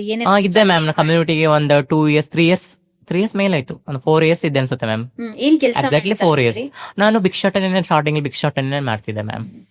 ಅಲ್ಲ ಶ್ರಾವ್ಯ, ವೆಲ್ ಎಜುಕೇಟೆಡ್, ಈ ಕಡೆ ಗೌರ್ಮೆಂಟ್ ಎಂಪ್ಲಾಯಿ, ಬಟ್ ನೀವ್ ಈ ರೀತಿಯಾಗಿ ಕನ್ಸನ್ನ ಕಂಡವರೇ ಇಲ್ಲ, ಭಿಕ್ಷಾಟನೆಗೆ ಹೋದ್ರಿ. ಹೇಗ ಅನ್ನಿಸ್ತು ಮ್ಯಾಮ್? ಮೊದಲ ದಿನ ತುಂಬಾ ನೋವಾಗುತ್ತೆ ಮ್ಯಾಮ್. ಯಾಕಂದ್ರೆ ನಾನು ತುಂಬಾ ಓದಿದವಳು, ಡಿಗ್ರಿ ಕಂಪ್ಲೀಟ್ ಮಾಡಿದವಳು, ಒಂದು ಜಾಬ್ ಮಾಡ್ಬಿಟ್ಟು ಬಂದವಳು ಅಂತ ತುಂಬಾ ನೋವು ಆಗ್ತೈತೆ. ಯಾಕಂದ್ರೆ ಅಂದ್ರೆ ಲೈಕ್ ಅವಾಗ ನಮ್ಗೆ ಎಷ್ಟು ತಿನ್ನಕ್ ಊಟನೂ ಇರ್ತಿರ್ಲಿಲ್ಲ, ಬೇರೆ ಇದಿಲ್ಲ. ಒಂದ್ ಟ್ರಾನ್ಸ್ ಅಂತ ಅಂದ್ರೆ ಆಯ್ತು ಏನು ಹಂಗೆ ಹಿಂಗಂತ ಕೆಟ್ಟದಾಗ ಮಾತಾಡೋರು ಇರ್ತಾರೆ. ಕೋಜ ಅಂತಾರೆ, ಚಕ್ಕ ಅಂತಾರೆ, 9 ಅಂತಾರೆ, ನಾನಾ ಪದಗಳನ್ನೇ ಇದಾವೆ. ಅಟ್ಲೀಸ್ಟ್ ನಾವು ಒಂದು ಹೆಸರು ಗುಟ್ಟು ಕರೆದು ಇವಳು ವುಮೆನ್, ಇವಳು ನಮ್ ತರ ವ್ಯಕ್ತಿ ಅಂತ ಥಿಂಕ್ ಮಾಡೋರು ಯಾರು ಇಲ್ವೇ ಇಲ್ಲ. ತುಂಬಾ ನೋವಾಯ್ತು ಮ್ಯಾಮ್. ನಾವು ಎಷ್ಟೋ ಸತಿ ನನಗೆ ಯಾಕೆ ಬದುಕಿದ್ದೀನಪ್ಪ ದೇವ್ರೆ, ನಂಗೆ ಸತ್ತೋಗ್ಲಿ ಅಂತಾನೆ ಬೇಡ್ಕೊಂಡಿದ್ದೀನಿ. ಯಾಕಂದ್ರೆ ನಮ್ ತರ ಜೀವನ ಯಾವ ಶತ್ರುಗೂ ಬರಬಾರ್ದು. ತುಂಬಾ ಕಷ್ಟ ಆಯ್ತು ಮ್ಯಾಮ್. ಎಷ್ಟು ಸತಿ ನೈಟ್ ಒಬ್ಳೆ ಅಳ್ತಿದ್ದೆ, ಒಬ್ಳೆ ಚೀರಾಡ್ತಿದ್ದೆ. ಅದ್ರಲ್ಲಿ ಸರ್ಜರಿ ಆದ್ಮೇಲೆ ತುಂಬಾ ಮೂಡ್ ಸ್ವಿಂಗ್ಸ್ ಆಗುತ್ತೆ. ಎಷ್ಟು ಅಂದ್ರೆ ಒಂದೊಂದ್ ಸತಿ ನಮ್ಗೆ ನಾವೇ ಕೊನೆ ಮಾಡ್ಕೊಂಡ್ಬಿಡೋಣ ನಮ್ಮ ಜೀವನನ ಅಂತ ತುಂಬಾ ಅಂದ್ರೆ ತುಂಬಾ ಆಗುತ್ತೆ ಮ್ಯಾಮ್. ನಾನು ಎಷ್ಟೋ ಸತಿ ಸಾಯ್ಬೇಕು, ನಾನು ಸತ್ತೋಗ್ಬೇಕು ಅಂತ, ಲೈಫೇ ಬೇಡ, ನಮ್ ತರ ಯಾಕೆ ನೋವು ಅನ್ಬೇಕು, ಫಿಸಿಕಲಿ ನೋವು, ಮೆಂಟಲಿ ನೋವು, ದುಡ್ಡು ಇಲ್ಲಿರಲ್ಲ. ಹೇಳ್ತಾರೆ ಸಮಾಜ ಇವ್ರಿಗೆ ಏನು ಚೆನ್ನಾಗಿ ಕೈ ಕಾಲು ಇಲ್ಲ ಒಂದ್ ರೂಪಾಯಿ ಕೆಳಗೆ ಹೋದಾಗ ನಂಗೆ ಬೈದಿದ್ದಾರೆ, ನಿಮ್ ಕೈ ಕಾಲು ರೆಡಿ ಇಲ್ವಾ, ನೀವು ದುಡೀರಿ ಅಂತಾರೆ. ಆಯ್ತು ಕೆಲಸ ಕೊಡಿ ಅಂದ್ರೆ 5,000 ಕೊಡ್ತೀವಿ, ಬಟ್ 24 ಗಂಟೆ ನಮ್ಮಲ್ಲೇ ಇರಬೇಕು, ನಮ್ಮ ಜೊತೆನೇ ಇರಬೇಕು ಅಂತಾರೆ ಮ್ಯಾಮ್. ಅಂದ್ರೆ ಅವ್ರ ಎಕ್ಸ್ಪೆಕ್ಟೇಷನ್ ಏನ್ ಮಾಡ್ತಾರೆ ನಮ್ಮ ಕಡೆಯಿಂದ ಅಂತ. ಕೆಲಸ ಕೊಡೋದೇ ಇಲ್ಲ ಮ್ಯಾಮ್, ಸುಮ್ನೆ ಹೇಳ್ತಾರೆ ಕೆಲಸ ದುಡಿದಿ ಮಾಡಿ. ಕೆಲಸ ಕೊಡೋರು ಯಾರು? ಅಂದ್ರೆ ನೀವು ಪರ್ಸನಲಿ ಅನುಭವಿಸಿದ್ರಿ? ಹಾ, ತುಂಬಾ ಅನುಭವಿಸಿದೀನಿ. ಅವಾಗ ನಾನು ನಿರ್ಧಾರ ಮಾಡಿದ್ದು, ನಾನು ತುಂಬಾ ಅಂದ್ರೆ ಡೈಲಿ ನಾನು ಕಲೆಕ್ಷನ್ಗೆ ಹೋದಾಗ ತುಂಬಾ ಅವಮಾನ ಮಾಡೋರು, ನೀವು ಗಂಡಸರು, ನೀವು ಸುಮ್ಮನೆ ವೇಷ ಹಾಕಿದೀರಾ ಅಂತ. ಆಕ್ಚುಲಿ ರಿಯಲ್ ಬಲಿಪುರುಷ ಸಮಾಜದಲ್ಲಿ ಯಾರಿದ್ದಾರೆ ಅಂದ್ರೆ ಅದು ನಾವು ಮಾತ್ರ ಮ್ಯಾಮ್. ಈಗ ಹೆಣ್ಣಿಗೆ ಎಣ್ಣೆ ಆಗದಾಗ ದನಿ ಎತ್ತೀವಿ, ಒಂದು ಗಂಡಿಗೆ ಏನಾದ್ರು ಬೇರೆದೊಂದು ತೊಂದರೆ ಮಾಡಿದಾಗ ದನಿ ಎತ್ತೀವಿ. ಆದ್ರೆ ಒಂದು ಮಂಗಳಮುಖಿ ಎಣ್ಣೆ ಎದ್ದಾಗ ಸಪೋರ್ಟ್ ಮಾಡೋರು, ಸಹಾಯ ಮಾಡೋರು ಯಾರು ಇಲ್ವೇ ಇಲ್ಲ, ಯಾರು ಬೆಂಬಲ ಯಾರು ಸೂಸಲ್ಲ. ಅದು ನಮ್ಮ ಸಮಾಜ ದುರಂತ ಮ್ಯಾಮ್. ಅದೇ ಇತ್ತೀಚೆಗೆ ಕೆಲವು ಜನ ಗುರುತಿಸ್ತಿದ್ದಾರೆ, ಬಟ್ ಪಾರ್ಶಿಯಲಿ ಮ್ಯಾಮ್, ಅದು 1% ಜನ ಗುರುತಿಸಬಹುದು ಅಷ್ಟೇ. ಅಂದ್ರೆ ಇನ್ನು ಜನಗಳ ಮನಸ್ಥಿತಿ ಹೌದು. ಇವಾಗ ಕಲೆಕ್ಷನ್ ನಮಗೆ ಬಿಟ್ಟಿರೋರು ಯಾರು? ಇವಾಗ ನಾವು ಕಲೆಕ್ಷನ್ ಮಾಡ್ಲೇಬೇಕು ಅಂತ ಆ ಹುದ್ದೆನ ಸೃಷ್ಟಿಸಿದವ್ರು ಯಾರು? ಅದು ನಾವಲ್ಲ, ಅದು ಸಮಾಜ. ಯಾಕಂದ್ರೆ ಸಮಾಜನ ನಿಮ್ ತರ ಅಂತ ನಮ್ಮಲ್ಲಿ ವ್ಯಕ್ತಿ ಅಂತ ಒಬ್ಬರನ್ನ ಅಕ್ಸೆಪ್ಟ್ ಮಾಡ್ಕೊಂಡಿದ್ರೆ, ಇಷ್ಟೊತ್ತಿಗೆ ನಾವು ನಿಮ್ ತರ ಒಂದು ಪಾಡ್ಕಾಸ್ಟ್ ಮಾಡೋದು ಅಥವಾ ಒಂದು ಜಾಬ್ ಮಾಡೋದು, ಒಂದು ಸ್ಕಿಲ್ ಡೆವಲಪ್, ಒಂದು ಡಾಕ್ಟರು, ಇಂಜಿನಿಯರಿಂಗು, ಅದು ಇವಾಗೆಲ್ಲ ಆಗ್ತಾ ಇದಾರೆ, ಎಲ್ಲ ಒಂದು ಅಂಗಡಿ ಇಟ್ಕೊಳ್ಳೋದು, ಎಲ್ಲ ತರ ಕೆಲಸ ಮಾಡ್ತಿದ್ವಿ. ಈಗ ಸಮಾಜ ನಮ್ಗೆ ಬಿಡ್ತಾ ಇಲ್ಲಲ್ಲ ಮುಂದೆವರೆಗೆ. ಇವಾಗ ಒಂದು ಸ್ಪೋರ್ಟ್ಸ್ ಅಂತ ಬಂದಾಗ, ಒಂದು ಕ್ರೀಡೆ ಅಂತ ಬಂದಾಗ, ನೀವು ಹುಡುಗಿ ಅಲ್ಲ, ಹೆಣ್ಣಲ್ಲ, ನೀವು ಬಯೋಲಾಜಿಕಲ್ ಮೆನ್ ಅಂತ ಹೇಳ್ಬಿಟ್ಟು ಹುಡುಗಿತರಿಗೂ ಸೇರ್ಸಲ್ಲ. ಇವಾಗ ಮೆನ್ ಜೊತೆ ಸ್ಪೋರ್ಟ್ಸ್ ಆಟ ಆಡಕ್ ಹೋದಾಗ ನೀವು ವೀಕ್ ಇದ್ದೀರಾ ಅಂತ ನೀವು ವುಮೆನ್ ಕಳಿಸ್ತಾರ, ನಾವಿಲ್ಲಿ ಆಟ ಆಡ್ಬೇಕು. ತಪ್ಪಲ್ವಾ ಮ್ಯಾಮ್? ಅದು ಸಮಾಜ ನಮ್ಗೆ ಇಲ್ಲೂವರೆಗೂ ಎಲ್ಲೂ ಒಪ್ಕೊಂಡೇ ಇಲ್ಲ, ಅದು ತುಂಬಾ ದುರಂತ ಆಗ್ತಿದೆ ಮ್ಯಾಮ್. ಇಷ್ಟೆಲ್ಲ ಟೆಕ್ನಾಲಜಿ ಮುಂದುವರೆದ್ರು ತುಂಬಾ ಹೌದು. ಆಮೇಲೆ ಮೆಂಟಾಲಿಟಿ ಇದೆ. ಒಂದು ನಮ್ಗೆ ಮಗುನ ದತ್ತು ತಗೋಬೇಕಂದ್ರೆ ಇಷ್ಟು ಪ್ರೊಸೆಸಿಂಗ್. ಇವಾಗ ಅಲ್ಲಿ ವುಮೆನ್ಗೂ ಕೊಡ್ತಾರೆ ಅಂದ್ರೆ ಇವಾಗ ನಮಗೂ ಕೊಡ್ಬೇಕಲ್ವಾ ಮ್ಯಾಮ್ ಒಂದು ದತ್ತು ಮಗುನ? ಯಾಕಂದ್ರೆ ನಾವು ನಮ್ಗೆ ಮಗು ಆಗ್ತಾ ಇರಬಹುದು, ಬಟ್ ನಾವು ಹೆಣ್ತನ, ತಾಯ್ತನ ಅನ್ನೋದು ನಮ್ಮಲ್ಲಿ ಇದೆ ಅಲ್ವಾ ಮ್ಯಾಮ್? ಹಾಗಾದ್ರೆ ನಿಮಗೆ ದತ್ತು ಕೊಡಲ್ವಾ? ಇದು ಕಾನೂನಲ್ಲಿ ಅವಕಾಶ ಇಲ್ಲ ನಮ್ಗೆ ದತ್ತು ತಗೋಬೇಕು ಅಂತ. ಆಲ್ರೆಡಿ ಇವರು ಒಬ್ರು PSI ಸಬ್ ಇನ್ಸ್ಪೆಕ್ಟರ್ ಅವರು ಒಬ್ರು ಟ್ರಾನ್ಸ್ಜೆಂಡರ್ ತಮಿಳ್ನಾಡಲ್ಲಿ ವರ್ಕ್ ಮಾಡ್ತಾ ಇದ್ದಾರೆ, ಪ್ರೀತಿಕಾ ಅಶ್ವಿನಿ ಅಂತ. ಅವ್ರು Tamil Nadu first PSI actually sub inspector. ಅವರು ಚೆನ್ನಾಗಿ ನೋಡ್ ಮಗುನ ಒಂದು ದತ್ತು ತಗೊಳಕ್ಕೆ ಹೈಕೋರ್ಟ್ ತಮಿಳ್ನಾಡು ಹೈಕೋರ್ಟೇನೆ ಡಿಕ್ಲೈನ್ ಮಾಡಿತ್ತು. ಅವರು ಇವಾಗ ಪಿಟಿಷನ್ ಹಾಕಿದ್ದಾರೆ, ಸುಪ್ರೀಂ ಕೋರ್ಟ್ ಓಡಾಡ್ತಿದ್ದಾರೆ ಮ್ಯಾಮ್. ಅಲ್ಲ, ಎಷ್ಟು ಸಮಾಜ ನಮ್ಮನ್ನ ಎಷ್ಟು ದೂರ ಇಟ್ಟಿದೆ. ಯಾಕಂದ್ರೆ ನಾವು ಒಂದು ಹೆಣ್ಣು ಆಗಿ ನಾವು ಅವಳು ಆರ್ಥಿಕವಾಗಿ ಸಬಲ ಇದ್ದಾಳೆ, ಒಂದು ತಾಯಿತನ ಕೊಡೋದು ಅವಳಿಗೆ ಇದಿದೆ, ಒಂದು ಅನಾಥ ಮಗುಗೂ ಒಂದು ಜೀವನ ಸಿಗುತ್ತಲ್ಲ ಮ್ಯಾಮ್. ಇವಾಗ ಕರ್ನಾಟಕದಲ್ಲಿ ಆಗಲಿ ಇಂಡಿಯಾದಾಗಲಿ ಅತಿ ಹೆಚ್ಚು ಅನಾಥ ಮಕ್ಕಳು ಸಾಕ್ತಾ ಇರೋದು ಅದು ಯಾರು ಅಂದ್ರೆ ಅದು ಮಂಗಲ್ಮುಖಿಯರು ಮ್ಯಾಮ್. ನನ್ಗೂ ಆಸೆ ಇದೆ ಮುಂದೆ ಒಂದು ಲೈಫ್ ಅಲ್ಲಿ ಒಂದು ಮಗುಗುನ ದತ್ತು ತಗೊಂಡು ಅದಕ್ಕೊಂದು ಒಳ್ಳೆ ಎಜುಕೇಶನ್ ಕೊಡಿಸಿ ಅದಕ್ಕೆ ಒಂದು ಗ್ಲೋಬಲ್ ಲೆವೆಲ್ ಅಲ್ಲಿ ನೇಮ್ ಮಾಡಿಸ್ಬೇಕಂತ ತುಂಬಾ ಆಸೆ ಇದೆ. ಯಾಕೆ ಅಂತ ಹೇಳಿದ್ರೆ ಆ ಅನಾಥ ಮಗುವಿನ ಕಷ್ಟ ನೀವು ಅರ್ಥ ಮಾಡ್ಕೋಬಹುದು, ಸಫರ್ ಆಗಿದ್ದೀರಾ. ಹಾಗಾಗಿ ಮುಂದೆ ಆ ರೀತಿಯಾದಂತ ಮಕ್ಕಳಲ್ಲಿ ಅನುಭವಿಸಬಾರ್ದು, ನನ್ನಂತೆ ಇರುವಂತ ಅನಾಥ ಮಕ್ಕಳಿಗೆ ಒಂದ್ ರೀತಿಯಾಗಿ ಜೀವನ ಕಟ್ಕೊಡ್ಬೇಕು ಅನ್ನೋದಿದಿಲ್ಲ. ನಿಮ್ಮ ಡ್ರೀಮ್ ಆದಷ್ಟು ಫುಲ್ಫಿಲ್ ಆಗ್ಲಿ. ಸಾಲ ಎಲ್ಲ ತೀರ್ಸಿದ್ರಿ ನೀವು? ಸಾಲ ಎಲ್ಲ ತೀರಿಸ್ತೆ ಮ್ಯಾಮ್. ಹೌದು, ಆ ಸಾಲ ಎಲ್ಲ ತೀರಿಸ್ತೆ. ಆಮೇಲೆ ಮತ್ತೆ ಏನೋ ಕಮ್ಯುನಿಟಿಯಿಂದ ಸ್ವಲ್ಪ ದಿನ 2-3 ವರ್ಷ ಇದ್ದೆ ಹಂಗೆ. ಅದೇ ಭಿಕ್ಷಾಟನೆ ಮಾಡಿ ಮಾಡಿ ಮಾಡಿ ತುಂಬಾ ಬೇಜಾರ್ ಮನಸ್ಸು ಸೋತೋಗ್ಬಿಟ್ಟಿದೆ ಮ್ಯಾಮ್. ಲೈಫ್ ಅಲ್ಲಿ ಇನ್ನೇನು ಇರಲಿಲ್ಲ ಅಂತ. ದುಡ್ಡು ಚೆನ್ನಾಗಿ ಬರ್ತಾ ಇತ್ತು? ದುಡ್ಡು ಅಂದ್ರೆ ಹಂಗೇನಿರಲಿಲ್ಲ ಮ್ಯಾಮ್. ದುಡ್ಡು ಅಂದ್ರೆ ಸ್ವಲ್ಪ ಬರ್ತಿತ್ತು, ಬಟ್ ಅದ್ರ ನಮ್ಗೆ ಹಾರ್ಮೋನ್ HRT ತಗೋಬೇಕಿತ್ತು. ನಮ್ಗೆ ನಮ್ ಸರ್ಜರೀಸ್ ಚಿಕ್ಕ ಮೈನರ್ ಸರ್ಜರೀಸ್ ಅವಿರ್ತವೆ, ಲೇಸರು ಅದು ಇದು ಅಂತ ಅನ್ಕೊಂಡು ದುಡ್ಡೇ ಸಾಲ್ತಾ ಇರ್ಲಿಲ್ಲ. ಎಷ್ಟು ದುಡಿದ್ರು ಸಾಲ್ತಾ ಇರ್ತಿಲ್ಲ ಮ್ಯಾಮ್. ಅಂದ್ರೆ ನೆಮ್ಮದಿನೇ ಇರ್ಲಿಲ್ಲ ನಮ್ಗೆ. ಬರೀ ನರಕ, ಪ್ರತಿದಿನನೂ ನರಕ ಯಾತನೆ. ಈಗ ಹೋದ್ರೆ ಕೆಟ್ಟದಾಗ ಮಾಡೋರು ಇದ್ ಮಾಡೋರು, ಬಿಸಿಲಲ್ಲಿ ಅದು ಎಷ್ಟು ಕಷ್ಟ. ಎಲ್ಲರೂ ಹೇಳ್ತಾರೆ ಈಸಿಯಾಗಿ ಮನಿ ಮೇಕಿಂಗ್ ಮಾಡ್ತೀರಾ ಅಂತ ಹೇಳ್ತಾರೆ, ಬಟ್ ಈಸಿಯಾಗಿ ಮನಿ ಮೇಕಿಂಗ್ ಅದ್ರಲ್ಲಿ ನೋವು ಎಷ್ಟಿರುತ್ತೆ, ಎಷ್ಟು ಪ್ರಾಬ್ಲಮ್ಸ್ ಇರುತ್ತೆ, ನಮ್ಗೆ ಸರ್ಜರಿಗೆ ಎಷ್ಟು ದುಡ್ಡು ಅನ್ಸ್ಬೇಕಂತ ಅದ್ಯಾರಿಗೂ ಗೊತ್ತಿಲ್ಲ ma'am. Kerala government, Tamil Nadu government ಅವ್ರ ಸರ್ಜರಿಗೂ ಸಕಟ ಹಾಸ್ಪಿಟಲ್ ಸಪರೇಟ್ ಆಗಿ ಓಪನ್ ಮಾಡಿ ಟ್ರೀಟ್ಮೆಂಟ್ ದುಡ್ಡು ಕೊಡ್ತಾ ಇದೆ. ಬಟ್ ನಮ್ಮ ಕರ್ನಾಟಕದಲ್ಲಿ ಒಂದು ಏನು ದುಡಿಯಕ್ಕೂ ಸ್ವಾವಲಂಬಿ ಬದುಕಕ್ಕೆ ಕಷ್ಟ ಪಡ್ತಾ ಇದೀವಿ. 3 ವರ್ಷದಲ್ಲಿ ನಿಮ್ಗೆ ಎಜುಕೇಶನ್ ಬ್ರೇಕಪ್ ಆಯ್ತು, ಈ ಕಡೆ ಭಿಕ್ಷಾಟನೆ ಮಾಡ್ತೀರಿ, ಮತ್ತೆ ಓದ್ಬೇಕು ಅಂತ ಅನ್ಸಿದ್ದೆ ಹೇಗೆ? ಯಾವಾಗ ಅಂದ್ರೆ ಮ್ಯಾಮ್, ನಾನು ತುಂಬಾ ಲೈಫಲ್ಲಿ ಒಂಥರ ತುಂಬಾ ನೋವಾಗ್ತಾ ಇತ್ತು ಕಲೆಕ್ಷನ್ ಹೋದಾಗ, ಇದು ಮಾಡಿದಾಗ. ನಾನು ಎಜುಕೇಟೆಡ್ ಇದ್ದೀನಿ, ನನ್ಗೆ ಯಾಕೆ ನಾನು ಜಾಬ್ ಮಾಡಬಾರ್ದು, ಯಾಕೆ ನನ್ನ ಕಾಲ ಮೇಲೆ ನಿಂತ್ಕೋಬಾರ್ದು, ನಾನು ಯಾಕೆ ನಮ್ಮ ಸಮಾಜ, ನಾನು ಸುತ್ತಮುತ್ತಲ ನಮ್ಮ ಸಮಾಜಗಳು ನೋಡಿದೆ, ಎಷ್ಟು ಜನ ಸ್ಟಡಿ ಮಾಡಿದವರು ಇದ್ದಾರೆ, ಎಷ್ಟು ಜನ ಬ್ರಿಲಿಯಂಟ್ ಇದ್ದಾರೆ, ಎಷ್ಟು ಜನ ವಯಸ್ಸಿದ್ದಾರೆ, ಎಷ್ಟು ಜನ ನನಗೆ ಚಿಕ್ಕವರೆಲ್ಲ ಇದ್ರು. ಇವ್ರು ನಾವ್ ಯಾಕೆ ಇಸ್ ತರ ಕಷ್ಟ ಪಡ್ತಾ ಇದೀವಿ, ನಾವು ಸಮಾಜಕ್ಕೆ ಏನಾದ್ರು ನಾವು ಉದಾಹರಣೆ ಸೃಷ್ಟಿಸ್ಬೇಕು ಅಂತ ಫುಲ್ ನಾನು ನಿರ್ಧಾರ ಮಾಡಿದೆ ಮ್ಯಾಮ್. ಒಬ್ರು ನನಗೆ ಏನಾದ್ರು ಲೈಕ್ ನೀವು ಬದುಕಕ್ಕೆ ಯೋಗ್ಯತೆ ಇಲ್ಲ, ನೀವು ಸಮಾಜದಲ್ಲಿ ಇರಕ್ಕೆ ಅನರ್ಹರು ಅಂತ ನಂಗೆ ತುಂಬಾ ಕುತ್ಕೊಂಡು 1 hour ಕುತ್ಕೊಂಡು ಅದೇ ಪ್ಲೇಸ್ ಅಲ್ಲಿ. ಆ ಟೈಮಲ್ಲಿ ನಾನು ನಿರ್ಧಾರ ಮಾಡಿದೆ, ನಾನು ಏನೋ ಮಾಡ್ರೆ ಏನೋ ಜಾಬ್ ಮಾಡ್ಲೇಬೇಕು, ನಾನು ಓದಿದ್ ವ್ಯರ್ಥ ಆಗ್ಬಾರ್ದು, ನಾಳೆ ನಾನು ಇನ್ನೊಬ್ರು ನನ್ನ ತರದವ್ರು ಬರೋರಿಗೆ ಮಾದರಿ ಆಗಿರ್ಬೇಕು. ಇದು ಯಾವುದು ಬೆಗ್ಗಿಂಗ್ ಜೀವನ ಅಲ್ಲ, ಬೇರೆ ಕೆಲಸಗಳು ಯಾವ್ದು ಜೀವನ ಅಲ್ಲ ಅಂತ ನಾನು ತೋರಿಸ್ಬೇಕಿತ್ತು ಮ್ಯಾಮ್. ನಾನು ಅದಕ್ಕೆ ತೋರ್ಸಕ್ಕೋಸ್ಕರನೇ ನಾನು ನಿರ್ಧಾರ ಮಾಡಿದೆ. ಅವಾಗ ಹೋಗಿ ನಾನು ಎಲ್ಲ ಪ್ರೈವೇಟ್ ಅಲ್ಲಿ ಆಕ್ಚುಲಿ ನಾನು ಕೆಲಸ ಟ್ರೈ ಮಾಡಿದೆ. ಬಟ್ ನನಗೆ ಕೆಲವು ಜನ ನೀವು ಟ್ರಾನ್ಸ್ ಅಂತಾನೆ ಎಷ್ಟು ಜನ ರಿಜೆಕ್ಟ್ ಮಾಡಿದ್ರು. ಏನಕ್ಕೆ 3 ವರ್ಷ ವೆಯ್ಟ್ ಮಾಡಿದ್ರಿ ನೀವು? ಫಸ್ಟ್ ನೀವು ಅಷ್ಟೊಂದು ಇಂಟೆಲಿಜೆಂಟ್ ಆಗಿದ್ರಿ, ಕ್ವಾಲಿಫಿಕೇಶನ್ ಇತ್ತು. ಅವಾಗ ಆ ಟೈಮಲ್ಲಿ ಟ್ರಾನ್ಸ್ಪರೇಷನ್ ಟೈಮ್ ಮ್ಯಾಮ್. ನನಗೆ ಆ ಟೈಮಲ್ಲಿ ಟ್ರೀಟ್ಮೆಂಟ್ ಸರ್ಜರೀಸ್ ಎಲ್ಲ ಇತ್ತು. ನನಗೆ ರೆಸ್ಟ್ ಬೇಕಿತ್ತು, ಯಾಕಂದ್ರೆ ರೆಸ್ಟ್ ಇಲ್ಲದೆ ನಮಗೆ ತುಂಬಾ ಕಷ್ಟ. ಆಕ್ಚುಲಿ ಒಂದೊಂದು ಸರ್ಜರಿಗಳು 6 ತಿಂಗಳು ಮೇನ್ ರೆಸ್ಟ್ ಬೇಕು ಮ್ಯಾಮ್, 6 ಜಾಸ್ತಿನೇ ಬೇಕು. ಆ ಟೈಮಲ್ಲಿ ರೆಸ್ಟ್ ಬೇಕು ಅಂತ ನನಗೆ ಹೋಗಕ್ಕಾಗಿಲ್ಲ. ಆಮೇಲೆ ಅವಕಾಶಗಳು ಇರ್ಲಿಲ್ಲ ಮ್ಯಾಮ್. ನಮ್ಗೆ ಯಾರು ತಗೊಳ್ತಾರೆ? ನಾ ಒಂದು ಕಂಪ್ನಿ ನಾನೇ ಟ್ರೈ ಮಾಡಿದೆ. ಒಂದು ಮ್ಯಾನುಫ್ಯಾಕ್ಚರಿಂಗ್ ಕಂಪ್ನಿಲಿ ಒಂದು ಅಕೌಂಟೆಂಟ್ ಆಗಿ ಒಂದು ಕೆಲಸ ಸಿಕ್ಕಿತ್ತು, ಟ್ರೈ ಮಾಡಿದೆ. ಅವರು ವುಮೆನ್ಸ್ಗೂ ಅವಕಾಶ ಇತ್ತು, ಟ್ರಾನ್ಸ್ ಅಂತ ಕೊಟ್ರು, ಲಿಸ್ಟ್ ಅಲ್ಲಿ ದೊಡ್ಡದಾಗಿ ಬೋರ್ಡ್ ಹಾಕೊಟ್ರು. ಬಟ್ ನನ್ನ ಅವ್ರ ಏನು ಇಲ್ಲ ಏನು ಸೆಲೆಕ್ಟೇ ಮಾಡ್ಲಿಲ್ಲ ಮ್ಯಾಮ್. ಅಲ್ಲಿ ತೋರಿಸ್ತಲ್ಲ ಡಿಸ್ಕ್ರಿಮಿನೇಷನ್. ಹೌದು. ಅದಕ್ಕೋಸ್ಕರ ಆಮೇಲೆ ನಾನು ಕಷ್ಟಪಟ್ಟು ಏನಾದ್ರು ಮಾಡ್ಬೇಕು ಅಂತ ಬ್ಯಾಂಗ್ಳೂರ್ ಬಂದೆ. ನಾನು ಬ್ಯಾಂಗ್ಳೂರ್ ಬಂದು ಹಂಗಂಗೆ ಮಾಮೂಲಿ ಭಿಕ್ಷಾಟನೆ ಬೆಂಗಳೂರಲ್ಲಿ ಮಾಡಿದೆ ಮ್ಯಾಮ್. 1 year ಮಾಡಿದೆ. ಹಂಗಂಗೆ ಮಾಡಿದೆ. ಅಲ್ಲಿ ನಾನು ಪೇಪರ್ ಹೈಡರ್ಸ್ ಎಲ್ಲ ನೋಡ್ಕೊಂಡೆ. ಆ ಟೈಮಲ್ಲಿ ಏನಾದ್ರು ಮಾಡ್ಲೇಬೇಕು, ಏನೋ ಮಾಡ್ಬೇಕು ಅಂತ. ಆ ಟೈಮಲ್ಲಿ ನಮ್ದು ಕರ್ನಾಟಕ ಸರ್ಕಾರ 1% ರಿಸರ್ವೇಶನ್ ಅಂತ ಘೋಷಣೆ ಮಾಡ್ತು ಮ್ಯಾಮ್. ಅವಾಗಲೇ ಡಿಸೈಡ್ ಮಾಡಿದೆ. ಎಷ್ಟು ವರ್ಷದ ಹಿಂದಿನ ಕತೆ ಇದು? 2021 ಅಲ್ಲಿ ಘೋಷಣೆ ಆಯ್ತು ಮ್ಯಾಮ್. ರೀಸೆಂಟ್ ಆಕ್ಚುಲಿ ಇಂಪ್ಲಿಮೆಂಟ್ ಆಗಿದ್ದು 2022 ಇಂದ ಆಗಿದ್ದು ಮ್ಯಾಮ್. ಇದು ಅವಾಗಲೇ ನಿರ್ಧಾರ ಮಾಡಿದೆ ನಾನು. ಆದ್ರೆ ಸಮಾಜ ಸರಿ ಇಲ್ಲ ಅಂತ. ನೀವು ಬೆಂಗಳೂರಿಗೆ ಬಂದಿದ್ದು? ಹೌದು. ನಾನು ಮುಂಚೆ ಬೇರೆ ಕಡೆ ಇದ್ದೆ, ಕೋಲಾರ, ಮಂಡ್ಯ ಹಂಗಲ್ಲೆಲ್ಲ ಇದ್ದೆ. ಆಮೇಲೆ ನಾನು ಸರ್ಕಾರಿ ಹುದ್ದೆಗೆ ಹಿಡಿಲೇಬೇಕು ಅಂತ ನಿರ್ಧಾರ ಮಾಡಿದೆ ಮ್ಯಾಮ್. ಆ ಟೈಮಲ್ಲಿ ಕರ್ನಾಟಕ ರಿಸರ್ವೇಶನ್ ಕೊಡ್ತು. ಇದು ಭಾರತದ ಫಸ್ಟ್ ನಮ್ಮ ರಾಜ್ಯ ರಿಸರ್ವೇಶನ್ ಕೊಟ್ಟಿದ್ದು. ನನ್ ತುಂಬಾ ಖುಷಿ ಆಯ್ತು. ಅದು PI ಎಲ್ಲ ಹಾಕಿ ನಮ್ಮ ಕಮ್ಯುನಿಟಿ ಅವರು ಅದನ್ನ ತಗೊಂಡ್ಮೇಲೆ ನಾನು ಅವಾಗ ಮಾಡಿದೆ ಸರ್ಕಾರಿ ಹುದ್ದೆಗೆ ಹಿಡಿಲೇಬೇಕು, ನಾನು ಅಧಿಕಾರಿ ಆಗ್ಲೇಬೇಕು. ಸಮಾಜದಲ್ಲಿ ವ್ಯವಸ್ಥೆ ಸರಿ ಇಲ್ಲ ಅಂತ ನಂಗೆ ಗೊತ್ತಾಯ್ತು. ಆ ವ್ಯವಸ್ಥೆಯಲ್ಲಿ ನಾವ್ ಇಳಿದ್ರೆ ಇಡೀ ವ್ಯವಸ್ಥೆ ಸರಿ ಮಾಡಬಹುದು ಅಂತ ನನಗೆ ಅನಿಸ್ತು ಮ್ಯಾಮ್. ಫಸ್ಟ್ ಯಾವ ಎಕ್ಸಾಮ್ ಬರೆದ್ರಿ? ಹೇಗೆ ಪ್ರಿಪರೇಷನ್ ನಡೀತು? ತುಂಬಾ ದಿನ ಆದ್ಮೇಲೆ ಗ್ಯಾಪ್ ಕೊಟ್ಟಿದ್ರಿ ಎಜುಕೇಶನ್ಗೆ, ಮತ್ತೆ ಹೇಗೆಲ್ಲ ರೀಕಾಲ್ ಮಾಡ್ಕೊಂಡಿದ್ದು? ಏನಾದ್ರು ಕೋಚಿಂಗ್ ತಗೊಂಡ್ರಾ? ಹೌದು ಮ್ಯಾಮ್, ತುಂಬಾ ಕಷ್ಟ ಆಯ್ತು. ಯಾಕಂದ್ರೆ ನಂಗೆ ಅದು ಸಡನ್ ಆಗಿ ಬಿಟ್ಬಿಟ್ಟು ಓದೋದು ತುಂಬಾ ಕಷ್ಟ ಆಗುತ್ತೆ. ನಾನು ತುಂಬಾ ಹೈಲಿ ಬ್ರಿಲಿಯಂಟೆಡ್ ಆಗಿದ್ದೆ ನನ್ನ ಕಾಲೇಜ್ ಟೈಮಲ್ಲಿ, ಹೈಸ್ಕೂಲ್ ಟೈಮಲ್ಲಿ. ಬಟ್ ಆಮೇಲೆ ಎಷ್ಟು 7 to 10 ಅನ್ಸುತ್ತೆ ಮ್ಯಾಮ್. ಆ ಟೈಮಲ್ಲಿ ನನಗೆ ತುಂಬಾ ಯಾವ್ದು ಓದೋದಿಲ್ಲ, ಸ್ಟಡಿಲಿ ಎಲ್ಲ ಬಿಟ್ಬಿಟ್ಟಿದ್ದೆ. ಆ ಟೈಮಲ್ಲಿ ಏನ್ ಮಾಡಿದೆ ನಾನು, ಕೋಚಿಂಗ್ ಪೇಪರ್ ಎಲ್ಲ ನೋಡ್ಕೊಳ್ಳೋದು ಯಾವ್ದು ಕಾಲ್ ಫಾರ್ಮ್ ಆಗುತ್ತಂತ.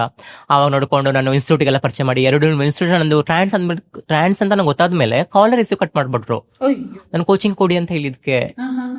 ಅವಾಗ ನಾವೇನ್ ತಪ್ಪು ಮಾಡಿದ್ವಿ? ನಾವು ಸಮಾಜದಲ್ಲಿ ಒಂದು ಬದುಕಬೇಕು ಅಂತ ಫೋನ್ ಮಾಡಿ ಕೇಳಿದ್ರೆ ತಪ್ಪ ಆಯ್ತಾ ಅಂತ. ಯಾವ ಎಕ್ಸಾಮಿಗೆ ಕೋಚಿಂಗ್ ತಗೊಳ್ಳೋದು? ನಾನು ಮ್ಯಾಮ್ KS ಅಂತಾನೆ ಪ್ರಿಪೇರ್ ಆಗ್ತಿದ್ದು. ನನಗೆ ನನ್ನ ಡ್ರೀಮ್ ನಾನು ಒಬ್ಳು AC-ನೋ ಅಥವಾ ಒಂದು DISP-ನೋ ಒಂದು ತಹಶೀಲ್ದಾರ್ ಆಗ್ಬೇಕಂತ ನಂದು ಚಿಕ್ಕ ವಯಸ್ಸಿನ ಡ್ರೀಮ್ ಮ್ಯಾಮ್. ಸಿವಿಲ್ ಸರ್ವಿಸ್ ಮಾಡ್ಬೇಕು.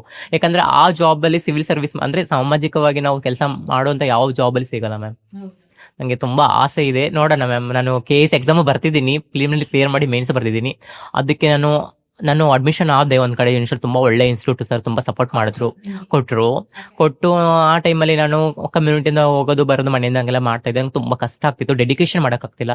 ಈಗ ಸರ್ಕಾರಿ ಉದ್ಯೋಗ ಅಂದ್ರೆ ಒಂದ್ ಸಾಗರ ತರ ಇದ್ದಂಗೆ ಮ್ಯಾಮ್. ಆ ಸಾಗರದಲ್ಲಿ ಮುತ್ತು ಹರ್ಣಗಳು ಹುಡುಕುತ್ತಷ್ಟೇ ಕಷ್ಟ. ಆ ಟೈಮಲ್ಲಿ ಉಳ್ಬೇಕಾದ್ರೆ ನಾನು ಡಿಸೈಡ್ ಮಾಡಿದೆ, ನಾನು ಒಂದು ಅಲ್ಲಿ ಸ್ಟೇ ಆಗ್ಬಿಟ್ಟು ಓದೋಣ ಅಂತ ವಿಜಯನಗರದಲ್ಲಿ, ಬ್ಯಾಂಗ್ಳೂರಲ್ಲಿ. ಅಲ್ಲಿ ಇಲ್ಲೊಂಥರ ಪ್ರಾಬ್ಲಮ್ ನನಗೆ. ಓದ್ಬಿಟ್ಟು ಅಲ್ಲಿ ಸಪ್ರೇಟ್ ರೂಮ್ ಯಾರು ಕೊಡಲ್ಲ ಅಂತ ನಾನು ಗರ್ಲ್ಸ್ ಫೀಜಲ್ಲಿ ಸ್ಟೇ ಆದೆ.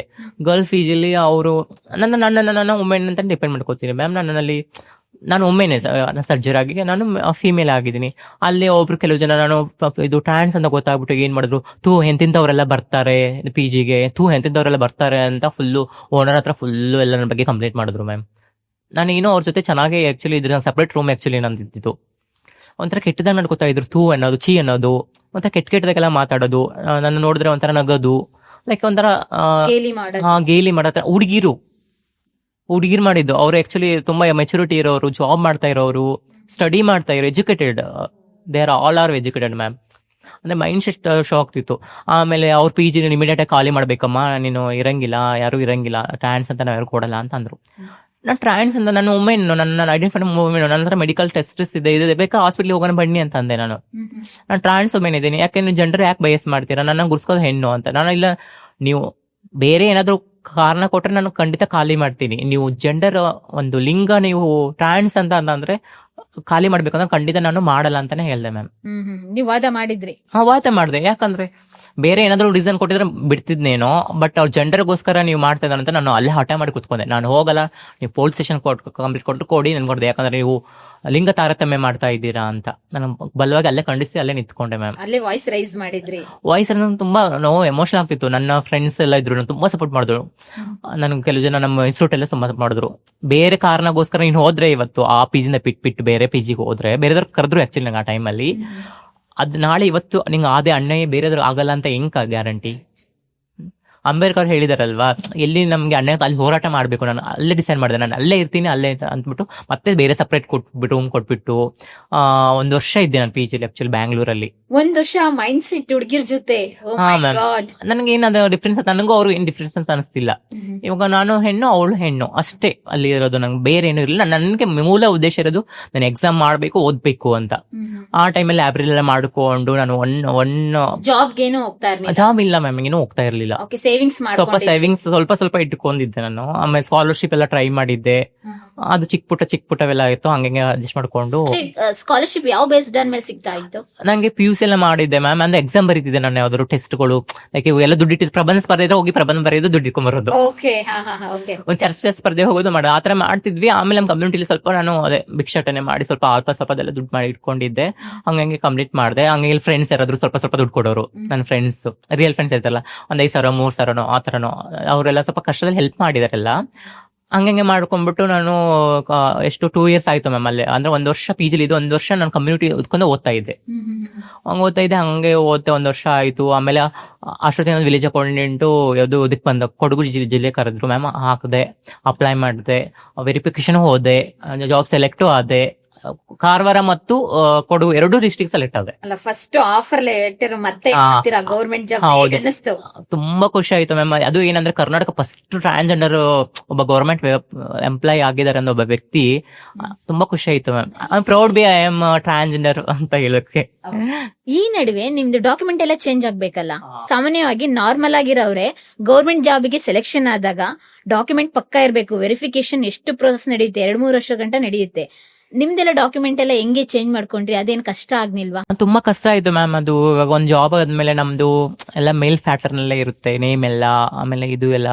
ಅದಕ್ಕೆ ನಾವು ಈಗ 2019 ಅಲ್ಲಿ ಸೆಂಟ್ರಲ್ ಗೌರ್ಮೆಂಟ್ ಒಂದು ಆಕ್ಟ್ ಇದೆ, ಟ್ರಾನ್ಸ್ಜೆಂಡರ್ ಪ್ರೊಟೆಕ್ಷನ್ ಆಕ್ಟ್ ಅಂತ ಒಂದು ಇದೆ. ಅದ್ರ ಪ್ರಕಾರ ನಮಗೆ ಜಿಲ್ಲಾ ಮ್ಯಾಸ್ಟೆಕ್ ಅಂದ್ರೆ ಜಿಲ್ಲಾ ಡಿಸ್ಟ್ರಿಕ್ಟ್ DC ಅವರು ನಮಗೆ ಒಂದು ಸರ್ಟಿಫಿಕೇಟ್ ಕೊಡ್ತಾರೆ, ಇವರು ಟ್ರಾನ್ಸ್ಜೆಂಡರ್ ವ್ಯಕ್ತಿ ಅಂತ, ರೂಲ್ 5 ಪ್ರಕಾರ. ಅದರಲ್ಲಿ ನಾನು ತಗೊಂಡೆ. ಅದರಲ್ಲಿ ನೇಮ್ ನಮ್ದು ಏನ್ ಕೊಡ್ತೀವಲ್ಲ ಅದೇ ಇರುತ್ತೆ. ಅಂದ್ರೆ ಇವಾಗ ನಮ್ದು ಒಂದು ನೇಮ್ ಅಂತ ಇಟ್ಕೊಂಡಿರ್ತೀವಲ್ಲ ಮ್ಯಾಮ್ ನಾವು, ಇವಾಗ ನನ್ನ ಶ್ರಾವ್ಯ ಅಂತ ಇದೆ, ಶ್ರಾವ್ಯ ಅಂತ ಕೊಟ್ವಿ. ಅದ್ರ ಪ್ರಕಾರ ನಾವು ಆಧಾರ್ ಕಾರ್ಡು, ಬ್ಯಾಂಕ್ ಅಕೌಂಟ್ ಎಲ್ಲ ಚೇಂಜ್ ಮಾಡಿಸ್ಕೋತೀವಿ. ಬಟ್ ಇವಾಗ SSLC ಮಾರ್ಕ್ಸ್ ಕಾರ್ಡ್ಸ್ ಎಲ್ಲ ಚೇಂಜ್ ಮಾಡ್ಬೇಕಂದ್ರೆ ಅದಕ್ಕೆ ಗೆಜೆಟ್ ಆಗ್ಬೇಕು ಮ್ಯಾಮ್. ಗೆಜೆಟ್ ಅಂದ್ರೆ ಲೈಕ್ ಒಂದು ನೇಮ್ ಚೇಂಜ್ ಮಾಡ್ಕೋಬೇಕಂದ್ರೆ ಯೂಶುವಲ್ ಎಲ್ಲರಿಗೂ ಕಾಮನ್ ತರ ನಮ್ಗೂ ಇದು ಗೆಜೆಟ್ ಮಾಡಿಸಿ ಪೇಪರ್ ನೋಟಿಫಿಕೇಶನ್ ಹೊಡಿಸ್ಬೇಕು ಕೋರ್ಟಿಂದ. ಅದು ಸ್ವಲ್ಪ ಕಷ್ಟ ಆಯ್ತು ನನಗೆ ಆ ಟೈಮಲ್ಲಿ. ಬಟ್ ನನಗೆ ಮುಂಚೆನೆ ನಂಗೆ ಗೊತ್ತಿತ್ತಲ್ಲ ಈ ತರ ಆಗ್ತಂತ, ಅವಾಗಲೇ ಆಲ್ಮೋಸ್ಟ್ ಎಲ್ಲ ಚೇಂಜ್ ಮಾಡಿಸಿದ್ದೆ ಮ್ಯಾಮ್. ಸ್ವಲ್ಪ ಅದು ಪ್ರಾಬ್ಲಮ್ ಆಯ್ತು. ಒಂದು ನಮ್ದು ಸ್ಯಾಲ್ರಿ ಮಾಡುವಾಗ್ಲೂ ಸ್ವಲ್ಪ HRMS ಅಲ್ಲಿ ಅವಾಗ ಟ್ರಾನ್ಸ್ಜೆಂಡರ್ ಆಪ್ಷನ್ಸ್ ಇರ್ಲಿಲ್ಲ. ಆಮೇಲೆ ಇದು ನಮ್ದು K2 ಟ್ರೆಜರಿ ಬಿಲ್ ಮಾಡ್ತಾರೆ, ಅವಾಗ್ಲೂ ಪ್ರಾಬ್ಲಮ್ ಇಲ್ಲ. ಅವೆಲ್ಲ ಆಗಿ ಅದಕ್ಕೂ ಸ್ವಲ್ಪ ಆಯ್ತು. ಪ್ರತಿ ಟ್ರಾನ್ಸ್ಜೆಂಡರ್ ವ್ಯಕ್ತಿ ಅಂದ್ರೆ ಪ್ರತಿ ಕ್ಷಣ, ಪ್ರತಿ ನಿಮಿಷ, ಪ್ರತಿ ಸೆಕೆಂಡ್ ಫೈಟ್ ಮಾಡ್ಬೇಕು ಮ್ಯಾಮ್ ಅವ್ರ ಲೈಫ್ಗೋಸ್ಕರ. ಅದೇ ಟ್ರಾನ್ಸ್ಜೆಂಡರ್ ಜೀವನ. ಅಂತೂ ಡಾಕ್ಯುಮೆಂಟ್ ಎಲ್ಲ ಪಕ್ಕಾ ಆಯ್ತು. ಅದಾದ ನಂತರ ಎಕ್ಸಾಮ್ ಬರೆದ್ರಿ, ರಿಸಲ್ಟು ಬಂತು, ಪಾಸು ಆದ್ರಿ, ಇಂಟರ್ವ್ಯೂ ಕೊಟ್ರಿ, ಫಸ್ಟ್ ಆಫರ್ ಲೆಟರ್ ಬರುತ್ತೆ ಕೈಗೆ. ಹೌದು, ತುಂಬಾ ಖುಷಿ ಆಯ್ತು. ನನ್ನ ಲೈಫ್ ಇಷ್ಟು ನರಕ ಯಾತನೆ ಇವಾಗಾದ್ರೂ ಮುಗಿದಲ್ಲಪ್ಪ, ನನ್ನ ಲೈಫ್ ಇವಾಗ ಚೆನ್ನಾಗಿರ್ಬೋದಲ್ಲಪ್ಪ. ಸಮಾಜದಲ್ಲಿ ಶ್ರಾವ್ಯ ಇಷ್ಟು ದಿನ ಯಾರು ಗೊತ್ತಿಲ್ಲ, ಇವಳು ಭಿಕ್ಷಾಟನೆ ಮಾಡ್ತಾಳೆ, ಇವಳು ಟ್ರಾನ್ಸ್ಜೆಂಡರ್ ಅಷ್ಟೇ ಗೊತ್ತಿತ್ತು. ಇಷ್ಟು ಇನ್ ಮುಂದೆ ಆದ್ರೂ transgender government Karnataka first transgender government employee ಅಂತ ಒಂದು ಹೆಮ್ಮೆ ಅಂತ ನನ್ಗೆ ಆ ಟೈಮ್ ಇತ್ತು ಮ್ಯಾಮ್.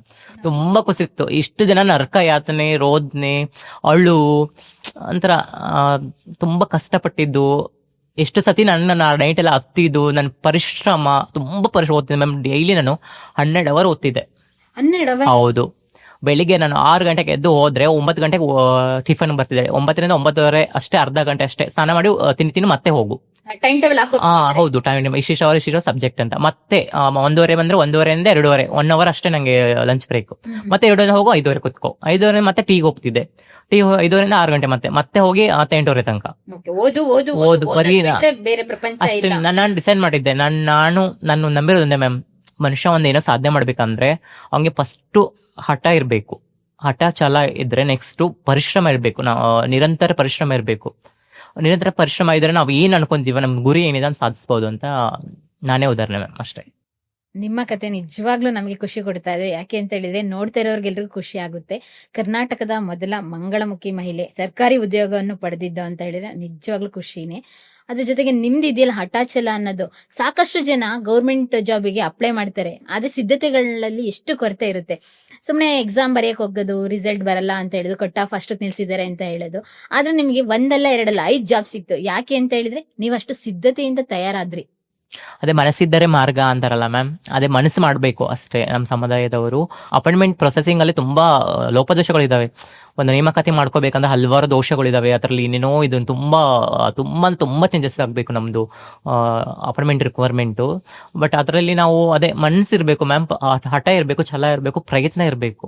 ಖಂಡಿತ ಹಾಗೆ ಆಗ್ತೀವಿ ಮ್ಯಾಮ್. ಯಾಕಂದ್ರೆ ನನಗೆ ನನ್ನ ಮುಂದೆ ನನ್ನ ಕಷ್ಟ, ನನ್ನ ನೋವು, ನನ್ನ ಇದು ತಿರಸ್ಕಾರ ಮಾಡಿದವರು, ನನ್ಗೆ ಅವಮಾನ ಮಾಡಿದ್ದು, ಅದೆಲ್ಲ ನನಗೆ ಓದ್ಬೇಕಾದ್ರೆ ನಂಗೆ ನೆನಪು ಬರೋದು. ನಾನು ಯಾಕೆ ಬೆಳಿಬೇಕು, ನಾನು ಏನಕ್ಕೆ ಇರ್ಬೇಕು ಅಂತ. ಇವಾಗ ನಮ್ಮ ಸರ್ಕಾರಿ ಹುದ್ದೆ ಆಗಿದ್ರೆ ನನ್ಗೆ ಇಡೀ ನನ್ನ ಲೈಫ್ ತುಂಬಾ ಅದು ನಂಗೆ ಜೀವನ ಕೊಡುತ್ತು, ನಂಗೆ ಹೆಸರು ಕೊಡುತ್ತೆ. ಇವಾಗ ನಮ್ಗೆ ಯಾರು ತಿರಸ್ಕಾರ ಅಂತಾರಲ್ಲ ಅವ್ರ ಹತ್ರ ಇವಾಗ ನನ್ಗೆ ಇವಾಗ ಯಾರಾದ್ರೂ ಇವಾಗ ಬೈತೀರಾ, ಯಾಕೆ ನಾನು ಬೈತೀರಾ, ನಾನು ಇವಾಗ ಗೌರ್ಮೆಂಟ್ ಎಂಪ್ಲಾಯ್ ಅಂತ ಹೇಳ್ಕೋಬಹುದಲ್ವಾ. ಇವಾಗ ನಮ್ಗೆ ತಿರಸ್ಕಾರ ಪರವಾಗಿಲ್ಲ, ನಾನು ಟ್ರಾನ್ಸ್ಜೆಂಡರ್ ಆಗಿದ್ದೀನಿ, ನಾನು ಒಬ್ಬ ಸ್ವಂತ ಕಾಲ ಮೇಲೆ ತಾವೇ ಸ್ವಾವಲಂಬಿಯಾಗಿ ಜೀವನ ಮಾಡ್ತಾ ಹೌದು. ಸಮಾಜದಲ್ಲಿ ಯಾವ್ದೋ ಒಂದು ಕೆಟ್ಟ ಕೆಲಸ ಮಾಡ್ತಾ ಇಲ್ಲ ನೀವು, ಸೆಕ್ಸೋ ಅಥವಾ ಭಿಕ್ಷಾಟನೆ ಏನು ಮಾಡ್ತಾ ಇಲ್ಲ. ಅದು ಅನಿವಾರ್ಯತೆ, ಪಾಪ ಅವ್ರದ್ದು ಕೆಟ್ಟದಂತ ಹೇಳಲ್ಲ, ಅನಿವಾರ್ಯತೆಗೆ ಹೋಗಿ ಆ ಕೆಲ್ಸಕ್ಕೆ ಹೋಗ್ತಾರೆ. ಆದ್ರೆ ಆಪ್ಷನ್ ಸಿಗಲ್ಲ, ಅಲ್ಲಿಗೆ ಹೋಗ್ತಾರೆ. ನಿಮ್ಗೆ ಆಪ್ಷನ್ ಸಿಕ್ಕಿದೆ ಇವಾಗ, ಏನಕ್ಕೆ ಅಂದ್ರೆ ಇವಾಗ ನನಗೂ ಸ್ಟಾರ್ಟಿಂಗ್ ಅಲ್ಲಿ ಯಾವ್ದು ಇದು ಆಪ್ಷನ್ಸ್ ಇರ್ಲಿಲ್ಲ. ಹಂಗಾಗಿ ನಾನು ಭಿಕ್ಷಾಟನೆ ಮಾಡಿದೆ. ಈಗ ನನ್ನ ನಂತರದವ್ರಿಗೆ ಇನ್ನೂ ಅವಕಾಶಗಳು ತುಂಬಾ ಫೀಲ್ಡ್ ಅಲ್ಲಿ ಇದಾರೆ. ಒಂದು ನೃತ್ಯದಲ್ಲಾಗಲಿ, ಸಂಗೀತ ಆಗಿರ್ಬೋದು. ಎಷ್ಟು ಜನ ಮೇಕಪ್ ಆರ್ಟಿಸ್ಟ್ಗಳಿದ್ದಾರೆ, ಎಷ್ಟು ಜನ ಮೆಹಂದಿ ಆರ್ಟಿಸ್ಟ್ಗಳಿದ್ದಾರೆ, ಎಷ್ಟು ಜನ ಸ್ಕಿಲ್ಫುಲ್ ಇದಾರೆ. ಆಲ್ಮೋಸ್ಟ್ BCom, BSc ಇಂಜಿನಿಯರಿಂಗ್ ಎಲ್ಲ ಕಂಪ್ಲೀಟ್ ಮಾಡಿದವರೆಲ್ಲ ಇದ್ದಾರೆ. ಮೆಡಿಕಲ್ ಎಲ್ಲ ಕಂಪ್ಲೀಟ್ ಮಾಡಿ. ಏನಕ್ಕೆ ಅಂದ್ರೆ ಅವಕಾಶ ಸಿಕ್ಕಲ್ಲ ಮ್ಯಾಮ್, ಅವಕಾಶ ವಂಚಿತರು ನಾವು. ಅವಕಾಶ ಚಿಕ್ಕವನ್ನು ನಮ್ಗೆ ಕೊಟ್ರೆ ನಾವು ಮುಂದೆ ಬರಕ್ಕೆ ನಾನೇ ಒಬ್ಳೆ ಉದಾಹರಣೆ ಮ್ಯಾಮ್ ಇಡೀ ಸಮುದಾಯಕ್ಕೆ. ಈ ನಡುವೆ ನಿಮ್ದು ಯಾವಾಗ KS ಎಕ್ಸಾಮ್ಗೆ ಪ್ರಿಪೇರ್ ಹಾಕೊಂಡು ಪಾಸ್ ಮಾಡ್ಕೊಂಡು? ನಾನು ವಿಲೇಜ್ ಅಕೌಂಟಿಂಗ್ ಅಂತ ಪ್ರಿಪೇರ್ ಆಗೇ ಇರ್ಲಿಲ್ಲ. ನಾನು ಪ್ರಿಪೇರ್ ಆಗಿದ್ದೆ KSಗೆ ಅಂತ ಮ್ಯಾಮ್. ಆಕ್ಚುಲಿ ನಾನು ಸರ್ಕಾರಿ ಉದ್ಯೋಗ ಹಿಡಿಬೇಕಂದ್ರೆ KS ಆಗ್ಲೇಬೇಕಂತಾನೆ ನಾನು ಫಸ್ಟ್ ರೆಡಿ ಆಗಿದ್ದು. ನಾನು ವಿಲೇಜ್ ಅಕೌಂಟೆಂಟ್ ಆಗ್ಬೇಕಂತೇನು ಇರ್ಲಿಲ್ಲ ಮ್ಯಾಮ್. ನನ್ಗೆ ಅದೊಂದು ಅನಿವಾರ್ಯವಿತ್ತು. ನಾನು ಜಾಬ್ ಮಾಡ್ಬೇಕು, ನನ್ನ ಕಾಲಲ್ಲಿ ನಿಂತ್ಕೋಬೇಕು, ಎಕನಾಮಿಕಲ್ ಆಗಿ ಇಂಡಿಪೆಂಡೆಂಟ್ ಆಗಿರ್ಬೇಕು, ಸಮಾಜದಲ್ಲಿ ಒಂದು ನನಗೆ ಚೇಂಜಸ್ ಬೇಕಿತ್ತು. ಇವಳೊಬ್ಳು ಮಂಗಳಮುಖಿ, 9 ಚಕ್ಕ, ಜೋಗಪ್ಪ ಅಂತೆಲ್ಲ ಹೇಳ್ತಾರೆ, ಅದೆಲ್ಲ ಹೇಳ್ಬಾರಿತ್ತು ನನಗೆ. ಶ್ರಾವ್ಯ ಶ್ರಾವ್ಯ ಅಂತ ಒಂದು ಐಡೆಂಟಿಟಿ ಬೇಕಿತ್ತು ನನಗೆ. ಅದಕ್ಕೋಸ್ಕರ ನಾನು KS ಆಗ್ಬೇಕು ಅಂತ ನನ್ನ ಹಠ ಇತ್ತು ಮ್ಯಾಮ್. ಅದಕ್ಕೆ ನಾನು 3 ವರ್ಷದಿಂದ ಸತತ ಪರಿಶ್ರಮ ಹಾಕ್ದೆ, ಇದು ಮಾಡಿದೆ. ಕೋಚಿಂಗ್ ಸೆಂಟರ್ ಕೋಚಿಂಗ್ ಓದಿದೆ. ಅದರಿಂದ ಡೈಲಿ 12 ಅವರ್ ಓದ್ತಾ ಇದೆ. 3 years ಓದ್ತಾ ಇದ್ದೆ. ಅವಾಗ ನಾನು ಡಿಸೈಡ್ ಮಾಡಿದೆ ನಾನು KS ಆಗ್ಬೇಕು ಅಂತ. ಆವಾಗ ಹೋಗಿ 2000 ಮೊನ್ನೆ 24 ಅಲ್ಲಿ ಕಾಲ್ ಫಾರ್ಮ್ ಇದ್ದು. ನಂಗೆ ತುಂಬಾ ಖುಷಿ ಆಯ್ತು. ಇದೊಂದು ಒಳ್ಳೆ ಅವಕಾಶ. ನನ್ನನ್ನೇನು ತೋರಿಸ್ಬೇಕು ಅಂತ ನಾನು ತುಂಬಾ ನಿರ್ಧಾರ ಮಾಡಿದೆ. ನಾನು ಮುಂದೊಂದು AC-ನೋ ಅಥವಾ ತಹಶೀಲ್ದಾರೋ ಅಥವಾ DYSP-ನೋ ಅಥವಾ ಯಾವ್ದೋ ಡೈರೆಕ್ಟರ್ ಆಗ್ಬೋದು ಅಂದ್ರೆ ಎಷ್ಟು ವ್ಯಕ್ತಿಗೆ ಖುಷಿ ಇರುತ್ತೆ. ಅದಕ್ಕೆ ಮತ್ತೆ ಕರೆದ್ಮೇಲೆ ಫುಲ್ಲು 12 ಅವರ್ ಡೈಲಿ ಡ್ಯೂಟಿ ಮಾಡುವಾಗ್ಲೂ ಅಷ್ಟೇ. ಬೆಳಗ್ಗೆ ಸಂಜೆ ಡೈಲಿ ಕನ್ಸಿಸ್ಟೆನ್ಸಿ ಬಿಡ್ಲಿಲ್ಲ ಮ್ಯಾಮ್. ನಾನು ಮುಂಚೆ ನಂಗೆ ಸ್ವಲ್ಪ ಗೊತ್ತಾಯ್ತು ಹೆಂಗೆ ಓದೋದು ಅಂತ. ಕನ್ಸಿಸ್ಟೆನ್ಸಿ ಡೈಲಿ ಎಫರ್ಟ್ ಮಾಡ್ತಿದ್ದೆ. ಲಂಚ್ ಬ್ರೇಕ್ ಬಂದಾಗ ಗ್ಯಾಪ್ ಕೊಟ್ಟಾಗೆಲ್ಲ ಓದೋದು, ಅಥವಾ ಅಡಿಗೆ ಮಾಡುವಾಗ್ಲೂ ನಾನು ಏನ್ ಕೂತ್ಕೊಂಡು ಕ್ಲಾಸ್ ಕೇಳೋದು ಯೂಟ್ಯೂಬ್ ಅಲ್ಲಿ. ಬರೀ ಅದ್ ಮಾತ್ರ ಮಾಡೋದು. ಬೇರೆ ನಮ್ಗೆ ಗುರಿ ಫಸ್ಟ್ ಸ್ಪಷ್ಟವಾಗಿರ್ಬೇಕು, ನಾವ್ ಏನ್ ಮಾಡ್ತಿದೀವಿ, ಏನಕ್ಕೆ ಮಾಡ್ತಾ ಇದೀವಿ ಅಂತ. ನನ್ನ ಗುರಿ ಏನಿತ್ತು KS ಎಕ್ಸಾಮ್ ಕ್ಲಿಯರ್ ಮಾಡ್ಬೇಕು ಅಂತ. ಹಂಗೆ 12 ಅವರ್ ಓದಿ ನಾನು ಎಕ್ಸಾಮ್ ಬರ್ದೆ. ಯಾವ ಆಪ್ಷನ್ ಅಲ್ಲಿ ತಗೊಂಡ್ರಿ ಮ್ಯಾಮ್? ಅದೇ ಆಪ್ಷನ್ಸ್ ಅಂದ್ರೆ ಕರ್ನಾಟಕ ಸ್ಟೇಟ್ ಗೌರ್ಮೆಂಟ್ ಆಪ್ಷನ್ಸ್ ಇಲ್ಲ, ಫಿಕ್ಸ್ಡ್ ಸಬ್ಜೆಕ್ಟ್ ಇದ್ದಾರೆ. UPSC ಅಲ್ಲಿ ಆಪ್ಷನ್ ಕೊಟ್ಟಿದ್ದಾರೆ, ನಮ್ಮಲ್ಲಿ ಆಪ್ಷನ್ಸ್ ಇಲ್ಲ ಮ್ಯಾಮ್.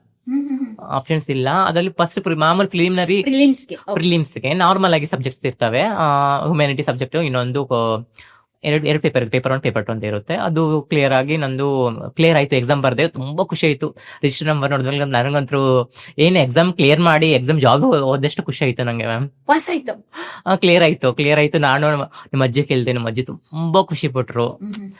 ನಿಂದ ದೊಡ್ಡ ಎಕ್ಸಾಮ್ ಕ್ಲಿಯರ್ ಆಗಿದೆ ಅಂತ ಅವ್ರಿಗೆ ಗೊತ್ತಾಗಲ್ಲ. KS ಅಂದ್ರೆ ಏನಂದ್ರೆ ಗೊತ್ತೇ ಇಲ್ಲ ಪಾಪ, ಅವರು ಅನ್ಎಜುಕೇಟೆಡ್ ಅಲ್ಲ ಮ್ಯಾಮ್. ತುಂಬಾ ಖುಷಿ ಪಟ್ಟು ಆಮೇಲೆ ನಮ್ ದೇವರೆಲ್ಲ ಬಿಟ್ಕೊಳ್ಳೋದು, ಆಗ್ಲಿ ಅಪ್ಪ ದೇವರೇ ಬೇಗ ಅಂತ ಆತರ ಅನ್ಕೊಂಡೆ. ಆಮೇಲೆ ಕ್ಲಿಯರ್ ಆಯ್ತು. ಹಂಗೆ ಮತ್ತೆ ಇನ್ನು ಮೇನ್ಸ್ ಪ್ರಿಪರೇಷನ್ ಆಗ್ಬೇಕಿತ್ತು. ನಮ್ಮ ಆಫೀಸಲ್ಲಿ ರಜಾ ಕೇಳಿದೆ.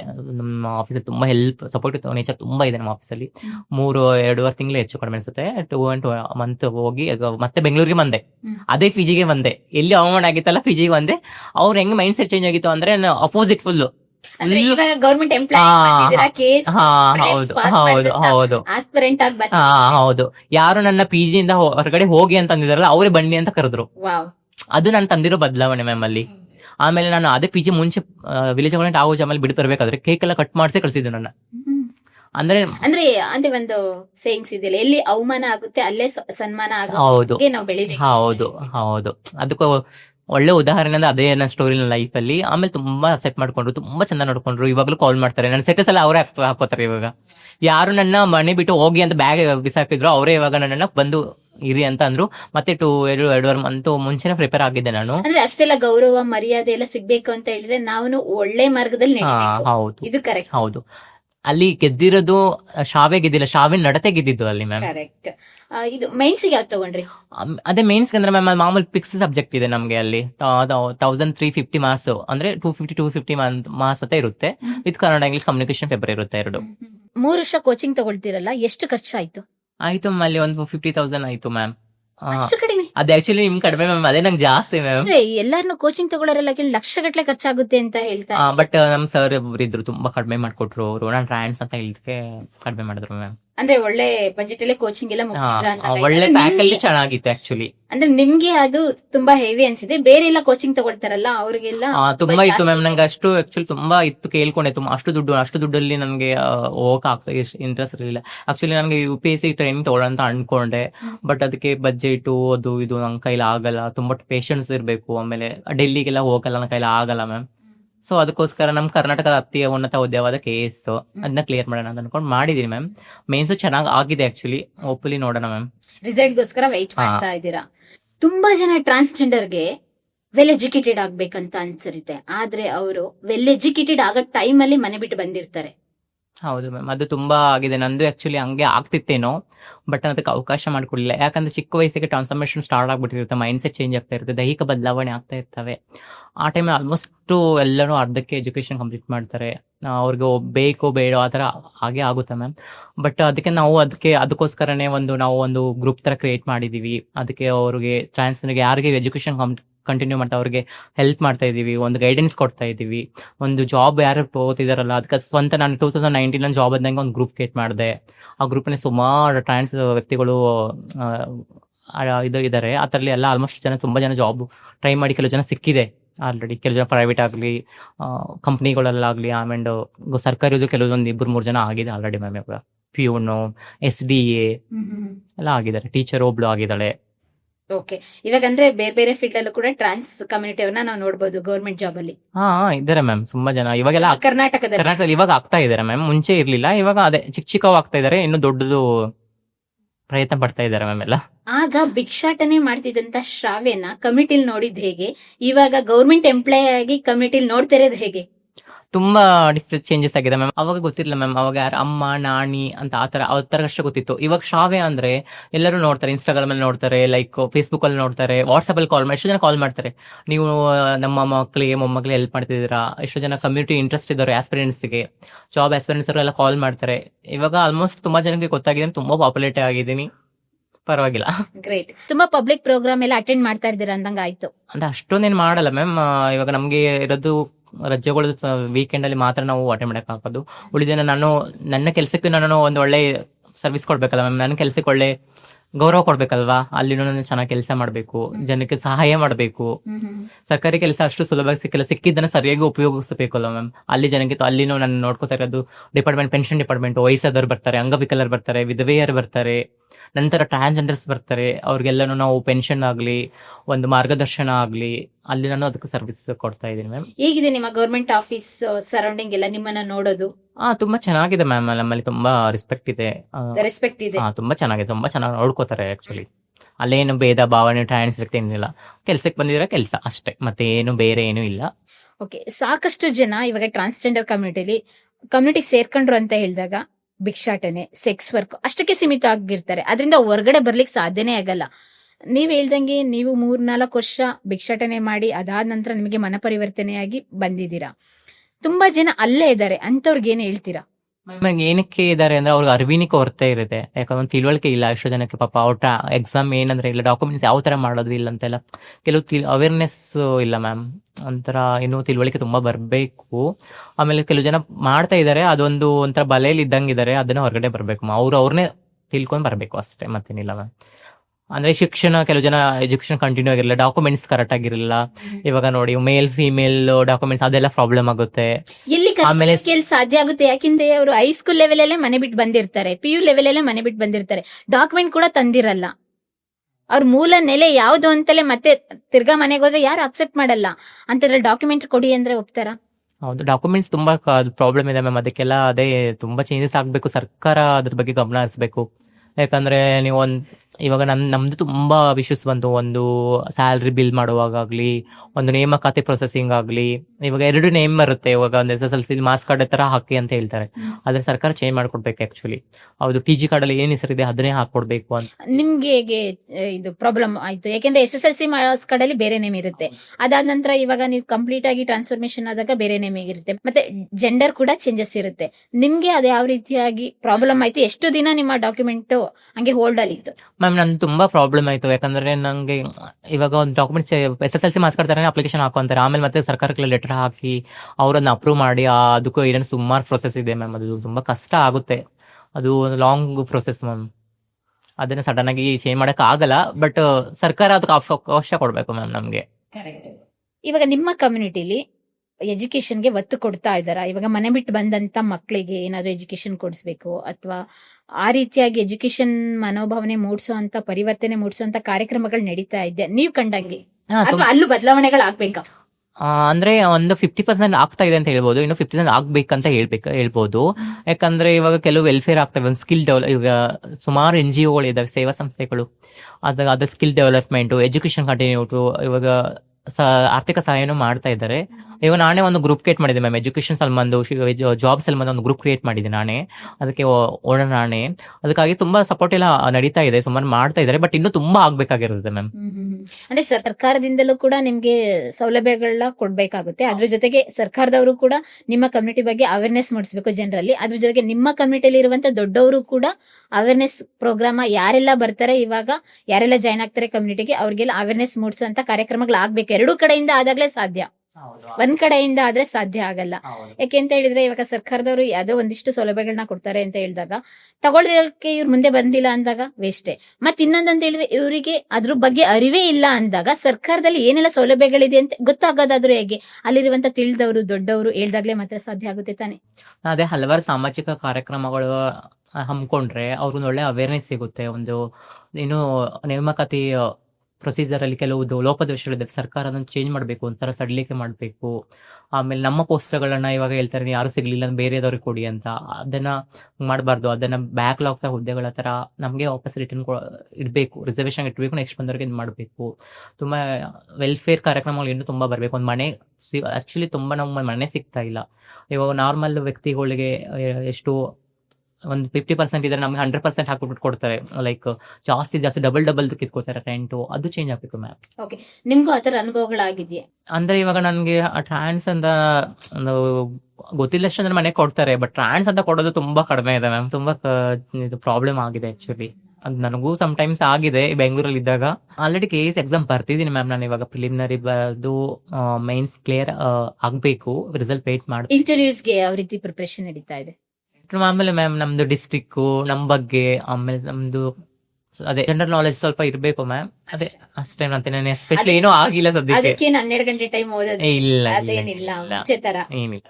ಜಸ್ಟ್ ಹಂಗೆ ಒಂದು ಗ್ಲಾನ್ಸ್ ಮಾಡ್ತೀರಾ? ಓಕೆ. ಇವಾಗ ಯಾರಾದ್ರೂ ಇವಾಗ ಗೌರ್ಮೆಂಟ್ ಅಂದ್ರೆ ಆಸೆ ಇದೆ ಇವಾಗ ಸಬ್ ಇನ್ಸ್ಪೆಕ್ಟರ್ ಎಕ್ಸಾಮ್ ಒಂದು ಬರೆಯೋಣ ಅನ್ಕೊಂಡಿದೀನಿ. ನೋಡಪ್ಪ, ನೆಕ್ಸ್ಟ್ ಪೊಲೀಸ್. ಯಾಕಂದ್ರೆ ನಾನು ತುಂಬಾ ಮೊನ್ನೆ ನಂಗೊಂದು ಬ್ಯಾಡ್ ಒಂಥರ ಘಟನೆ ಆಯ್ತು. ನಮ್ಮ ಫ್ರೆಂಡ್ಸ್ ಏನೋ ಒಂದು ಪ್ರಾಬ್ಲಮ್ ಆಗಿತ್ತು, ಅವ್ರು ನಮ್ಮನ್ನ ರಿಯಾಕ್ಟ್ ಮಾಡೋ ರೀತಿನೇ ಚೇಂಜ್ ಆಗಿದೆ. ಒಂದು ಆಕ್ಚುಲಿ ಸರ್ಕಾರದ ಒಂದು ಆದೇಶನೇ ಇದೆ, ಒಂದು ಯಾರೋ ವ್ಯಕ್ತಿ ಬಂದ್ರೆ ಅವ್ನು ನಿಲ್ಲಿಸ್ಬಿಟ್ಟು ಕೂರಿಸ್ಬಿಟ್ಟು ಕೇಳ್ಬೇಕು ಏನ್ ನಿಮ್ ತೊಂದ್ರೆ, ಏನು ಸಮಸ್ಯೆಗಳು ಅಂತ. ಬಟ್ ಅವರು ನಮ್ಮನ್ನ ನಿಲ್ಸ್ಬಿಟ್ಟು ಮಾತಾಡು ಒಂಥರ ಏನೋ ಅಗೌರವ, ಏನು ಹೋಗು ಬಾ ಏಕೋಚನ ಎಲ್ಲ ಮಾತಾಡ್ಸೋದು, ಅದೆಲ್ಲ ಮಾಡ್ದಂಗೆ ಯಾಕೋ ಮನಸ್ಸಿಗೆ ತುಂಬಾ ನೋವಾಯ್ತು ಮ್ಯಾಮ್. ಅದಕ್ಕೋಸ್ಕರ ಇವಾಗ ನಮ್ಮ ಸಮುದಾಯದಲ್ಲಿ ನಾವೇ ಪೊಲೀಸ್ ಆದ್ರೆ ಇನ್ನು ನಮ್ಮ ಬಗ್ಗೆ ಮಾತಾಡೋರು ಯಾರು? ಅವಾಗ ನಮ್ಮ ಕಮ್ಯುನಿಟಿ ಸಮುದಾಯಗಳ ಸಮಸ್ಯೆಗಳು ನಮ್ಗೆ ಗೊತ್ತಿರುತ್ತೆ, ಅದನ್ನ ಸಾಲ್ವ್ ಮಾಡ್ಕೋಬಹುದಲ್ವಾ? ಹಾಗಾದ್ರೆ ನೆಕ್ಸ್ಟ್ ಪೊಲೀಸ್ ಈ ಕ್ಷೇತ್ರಕ್ಕೂ ಬಂದ್ಬಿಡ್ತೀರಾ ಅಂದಂಗಾಯ್ತು. ನೋಡೋಣ, ಪ್ರಿಪೇರ್ ಆಗ್ತಾ ಇದೀನಿ PSI ಗೂ, ನೋಡೋಣ. ನೆಕ್ಸ್ಟ್ ಶ್ರಾವ್ಯ PSI, ನೆಕ್ಸ್ಟ್ ನಮ್ಗೆ ಇಂಟರ್ವ್ಯೂ ಕೊಡಿರ. ನಂಗೆ KS ತುಂಬಾ ಡ್ರೀಮ್ಸ್ ಇದೆ, ಬಟ್ PSI ಬಂದ್ರೆ ಬಿಡಲ್ಲ ಮ್ಯಾಮ್. Will try. ಅದನ್ನ ಎಕ್ಸಾಮ್ ಬರ್ಲಿಕ್ಕೆ ಎಲ್ಲ ಪ್ರಿಪರೇಷನ್ ಎಲ್ಲ ನಡೀತಾ ಇದೆ. ಸ್ವಲ್ಪ ಬೇಸಿಕಲಿ ಸ್ವಲ್ಪ ಇದು ಫಿಟ್ ಆಗ್ಬೇಕು, ಸ್ವಲ್ಪ ಸ್ಟ್ರೆಂತ್ ಬೇಕು. ಅದಕ್ಕೆ ಇದು ಎಕ್ಸಾಮ್ ಪ್ರಿಪೇರ್ ಆಗ್ತಾ ಇದೆ ಮ್ಯಾಮ್. ಅದಕ್ಕೂ ನಿಂಗೂ ಅದೇ ಗುರಿ ಇದೆ ಸದ್ಯಕ್ಕೆ. ಇವಾಗ ನಿಮ್ಮ ಲೈಫ್ ನ ರೀಕಾಲ್ ಮಾಡ್ಕೊಂಡು ನೋಡಿದಾಗ ಹೇಗ್ ಅನ್ಸುತ್ತೆ? ಒಂಥರ ದಿಕ್ಕು ದೇಶ ಇಲ್ತರ ಬದುಕಿದ್ದೆ. ಇವಾಗ ಒಂದೇನೋ ನನ್ನ ಲೈಫಲ್ಲಿ ಅದೇನೋ ಅಂತಾರಲ್ಲ, ಹುಟ್ಟು ಆಕಸ್ಮಿಕ ಅದು ಸಾವಿನ ಚರಿತ್ರೆ ಆಗ್ಬೇಕು ಅಂತ. ನನ್ನ ಸಾವು ಚರಿತ್ರೆ ಆಗ್ಬಿಟ್ರೆ ಸಾಯ್ಬೇಕು ಮ್ಯಾಮ್, ನಾನು ಅಷ್ಟೇ. ಗ್ರೇಟ್. ನಿಮ್ಮೂರಲ್ಲಿ ಹೋಗಿದ್ರಾ ಮೂಡಲಿಗೆ? ಹೋಗಿಲ್ಲ ಮ್ಯಾಮ್, ನಾನು ಹೋಗಿಲ್ಲ. ಹೋಗ್ಬೇಕಲ್ವಾ? ಅಂದ್ರೆ ಅಜ್ಜಿ ಇದ್ರು, ಅಜ್ಜಿ ತಿರೋದ್ರು. ಆಮೇಲೆ ಹಂಗೆ ನನ್ನವ್ರು ಅಂತ ಯಾರು ಫೀಲ್ ಬರ್ಲಿಲ್ಲ, ಅವ್ರು ಯಾರೋ ಆತರ ನೋಡ್ಕೊಳ್ಳಿಲ್ಲ. ನಂಗೆ ಓಕೆ ಇಷ್ಟವಾಗ್ಲಿಲ್ಲ ಮ್ಯಾಮ್. ಇವಾಗ ಲೈಫ್ ಪಾರ್ಟ್ನರ್ ಅನ್ನೋಕ್ಕಿಂತನೂ ದೇವರೇ ನನ್ನ ಲೈಫ್ ಪಾರ್ಟ್ನರ್. ದೇವರನ್ನೇ ಲೈಫ್ ಪಾರ್ಟ್ನರ್ ಅಷ್ಟೇ. ಹೌದು, ದೇವರು ಅಂಡ್ ಬುಕ್ಸ್ ಅಷ್ಟೇ ನನ್ನ ಲೈಫ್ ಪಾರ್ಟ್ನರ್. ಪುಸ್ತಕನ ಎಂದಿಗೂ ಬಿಡಲ್ಲ ನೀವು? ಇಲ್ಲ, ಪುಸ್ತಕ ಅದೇ ಹೇಳ್ತಾರಲ್ಲ, ತಲೆ ಎತ್ತಿ ನೋಡೋಣ, ತಲೆ ತಗ್ಸಿ ನೋಡೋಣ, ನನ್ ತಲೆ ಎತ್ತಿ ಮಾಡ್ತಂತ. ಆತರ ನಾನು ಬುಕ್ಸ್ ಜಾಸ್ತಿ ನಂಬಿರೋದು. ಬುಕ್ಸ್ ದೇವರು ಅಷ್ಟೇ ನನ್ಗೆ. ಇವಾಗ ತುಂಬಾ ಜನ ಸರ್ಕಾರಿ ಕೆಲ್ಸಕ್ಕೆ ಸಿದ್ಧತೆಗಳನ್ನ ಮಾಡ್ಕೊಳ್ತಾ ಇರ್ತಾರೆ. ಯಾವ ರೀತಿ ಸಿದ್ಧತೆಗಳನ್ನ ಮಾಡ್ಕೊಬೇಕು ಅಂತ ನೀವ್ ಹೇಳ್ತೀರಾ? ಯಾಕೆಂದ್ರೆ ನೀವು 5 ಸರ್ಕಾರಿ ನೌಕರಿಗೆ ಸೆಲೆಕ್ಟ್ ಆಗಿದ್ದೀರಾ. ಅದೇ ನಾವು ಏನು ಓದ್ಬೇಕು, ಏನು ಓದ್ಬಾರ್ದು ಎರಡು ಫಸ್ಟ್ ನೋಡ್ಕೋಬೇಕು ಮ್ಯಾಮ್. ನಾವ್ ಈಗ ಒಂದು ಓದ್ತಾ ಇದೀನಿ ಅಂದ್ರೆ ಅದ್ರಲ್ಲಿ ಮೇನ್ ನಾವ್ ಏನು ಓದ್ಬಾರ್ದು ಅಂತ ಗೊತ್ತಿರ್ಬೇಕು. ಸುಮ್ನೆ ನಮ್ಗೆ ಓದ್ತೀವಿ ಅಂದ್ರೆ ಎಲ್ಲಾನು ಓದ್ಬಾರ್ದು. ಅದಕ್ಕೆ ಒಂದು ಪ್ರಾಪರ್ ಮಾರ್ಗದರ್ಶನ ಇರ್ಬೇಕು, ಒಂದು ಬುಕ್ಸ್ ಇರ್ಬೇಕು, ಅದ್ರ ಮೇಲೆ ಕನ್ಸಿಸ್ಟೆನ್ಸಿ ಜೊತೆ ಡೆಡಿಕೇಶನ್ ಆಗಿ ಇರ್ಬೇಕು ಮ್ಯಾಮ್. ಇದೊಂದು ವಿಚಾರ ಮಾಡ್ತೀನಿ. ಸುಮ್ನೆ ನಾವು ಏನು ಡಿಸ್ಟ್ರಕ್ಷನ್ ಆಗ್ಬಾರ್ದು. ಈಗ ಆಲ್ಮೋಸ್ಟ್ ಎಂಗೇಜ್ ಜನರೇಷನ್ ತುಂಬಾ ಡಿಸ್ಟ್ರಕ್ಷನ್ ಆಗ್ತಾರೆ. ಒಂದು ಹುಡುಗಿ ಹಿಂದೆ ಹೋಗೋದಾಗ್ಲಿ, ಒಂದು ಚಟಗಳನ್ನು ಬೆಳೆಸ್ಕೊಳ್ಳೋದಾಗ್ಲಿ, ಒಂದು ಸಮಯ ವ್ಯರ್ಥಗಳನ್ನ ಮಾಡೋದಾಗ್ಲಿ. ಅದ್ರ ಬಿಟ್ಟು ನಾವು ಏನಕ್ಕೆ ಬಂದಿದೀವಿ, ಏನ್ ಮಾಡ್ಬೇಕು ಅದನ್ನ ಮಾತ್ರ ಮಾಡ್ಬೇಕು ಮ್ಯಾಮ್. ಅದೇ ಡೆಡಿಕೇಶನ್, ಪ್ಲಾನಿಂಗ್ ಇರ್ಬೇಕು ಅಂಡ್ ಕನ್ಸಿಸ್ಟೆನ್ಸಿ ಇರ್ಬೇಕು. ಟೈಮ್ ಟೇಬಲ್ ಹೇಗಿರ್ಬೇಕು? ಟೈಮ್ ಟೇಬಲ್ ಅಂದ್ರೆ ಮ್ಯಾಮ್, ಅವ್ರಿಗೆ ನಮ್ಗೇನ್ ಗೊತ್ತಾ, ಇವಾಗ ನಾವು ಬಂದಿದ್ದ ಮೂಲ ನಮ್ಗೆ ಜಾಬ್ ಹಿಡಿಬೇಕು, ಸರ್ಕಾರಿ ಓದಬೇಕು, ಒಂದು ಅಧಿಕಾರಿ ಆಗ್ಬೇಕು ಅಂತಂದ್ರೆ ಬೇರೆ ಯಾವ್ದಕ್ಕೂ ಟೈಮ್ ಇಡಬಾರ್ದು, ಬರೀ ಓದಕ್ ಮಾತ್ರ ಟೈಮ್ ಸಿಕ್ಕಾಗೆಲ್ಲ ಓದ್ತಾನೆ ಇರ್ಬೇಕು. ಅಂದ್ರೆ ಆ ಟೈಮ್ ಅಲ್ಲಿ ಏನೇನ್ ಮಾಡ್ತೀವಿ ಅದ್ರ ಜೊತೆಗೇನೆ ಫೋಕಸ್ ಮಾಡ್ಬೇಕು. ಹೌದು ಹೌದು. ಸೊಸೈಟಿಗೆ ನೀವ್ ಏನ್ ಸಂದೇಶ ಕೊಡ್ಲಿಕ್ಕೆ ಬಯಸ್ತೀರಾ? ಸಮಾಜಕ್ಕೆ ತುಂಬಾ ಸಂದೇಶ ಕೊಡೋದಿದೆ ಮ್ಯಾಮ್ ನಮ್ಮ ಕಡೆಯಿಂದ. ನಾವು ಏನು ಎಕ್ಸ್ಟ್ರಾ ಏನು ಕೇಳಲ್ಲ. ಸಾಮಾನ್ಯ ಜನರಂತ ನಮ್ಮನ್ನು ನೋಡಿ, ಸಾಮಾನ್ಯ ಜನರಂತ ನಮ್ಮನ್ನು ಬೆಳೆಸಿ, ಸಾಮಾನ್ಯ ನಮ್ಮನ್ನು ಪ್ರೋತ್ಸಾಹಿಸಿ, ತಿರಸ್ಕಾರ ಮಾಡಬೇಡಿ, ಅವಮಾನ ಮಾಡಬೇಡಿ, ಅಪಮಾನ ಮಾಡಬೇಡಿ, ಬೆಂಬಲ ಕೊಡಿ ಅಷ್ಟೇ. ಮತ್ತೇನು ಕೇಳ. ಯಾರಲ್ಲಿ ಟ್ಯಾಲೆಂಟ್ ಇದೆಯಲ್ಲ ಅವ್ರಿಗೆ ಬೆಳೆಸಿ. ನಾವು ಸುಮ್ಮನೆ ಸಿಂಪತಿ ಕೇಳ್ತಾ ಇಲ್ಲ, ನಮ್ಮ ರೈಟ್ಸ್ ಕೇಳ್ತಾ ಇರೋದು ಮ್ಯಾಮ್ ಅಷ್ಟೇ. ಇಲ್ಲ, ಚೆನ್ನಾಗಿ ಬೆಳೆಸಿ, ಉಳಿಸಿ, ಪ್ರೋತ್ಸಾಹಿಸಿ. ಯಾರು ಮುಂದೆ ಒಂದು ಸಾಧನೆ ಮಾಡ್ತಾರೆ ಅವ್ರಿಗೆ ಸಹಕರಿಸಿ. ನಿಮ್ಮಂತೆ ನಮ್ಮನ್ನು ನೋಡಿ, ನಮ್ಮ ಸ್ಥಿತಿಯಲ್ಲಿ ಇದ್ಬಿಟ್ಟು ನಿಮ್ಮನ್ನ ನೀವು ನೋಡ್ಕೊಳ್ಳಿ ಅಷ್ಟೇ ಹೇಳಕ್ ಇಷ್ಟಪಡ್ತಾ ಇರೋದು. ಖಂಡಿತ ಹೌದು. ನಾನು ಸಾಕಷ್ಟು ಜನ ಟ್ರಾನ್ಸ್ಜೆಂಡರ್ ನ ಇದುವರೆಗೆ ಇಂಟರ್ವ್ಯೂ ಮಾಡಿದ್ದೀನಿ. First time well educated and also government employee, ಮುಂದೆ KS ಆಫೀಸರ್ ಕೂಡ ಇಂಟರ್ವ್ಯೂ ಮಾಡ್ತಾ ಇದ್ದೀನಿ. ನಿಜವಾಗ್ಲೂ ನನಗಂತೂ ಸಿಕ್ಕಾಬಟ್ಟೆ ಖುಷಿ ಆಯ್ತು. ನಿಮ್ಮ ಕತೆ ಸಾಕಷ್ಟು ಜನ ನಿಮ್ಮ ಕಮ್ಯುನಿಟಿಯಲ್ಲಿ ಇರುವಂತಹ ಟ್ರಾನ್ಸ್ಜೆಂಡರ್ಗೆ ಇನ್ಸ್ಪಿರೇಷನ್ ಆಗೋದ್ರಲ್ಲಿ ಡೌಟೇ ಇಲ್ಲ. ಹೇಗಿತ್ತು ನಮ್ಮ ಪಾಡ್ಕಾಸ್ಟ್? ತುಂಬಾ ಚೆನ್ನಾಗಿತ್ತು. ಆಕ್ಚುಲಿ ನಂದು this is my first podcast. ತುಂಬಾ ಖುಷಿ ಆಯ್ತು. ಒಂದು ಒಳ್ಳೆ ಟ್ರೀಟ್ ಮಾಡಿದ್ರಿ, ಒಂದು ಒಳ್ಳೆ ಕ್ವಶನ್ಸ್ ಕೇಳಿದ್ರಿ.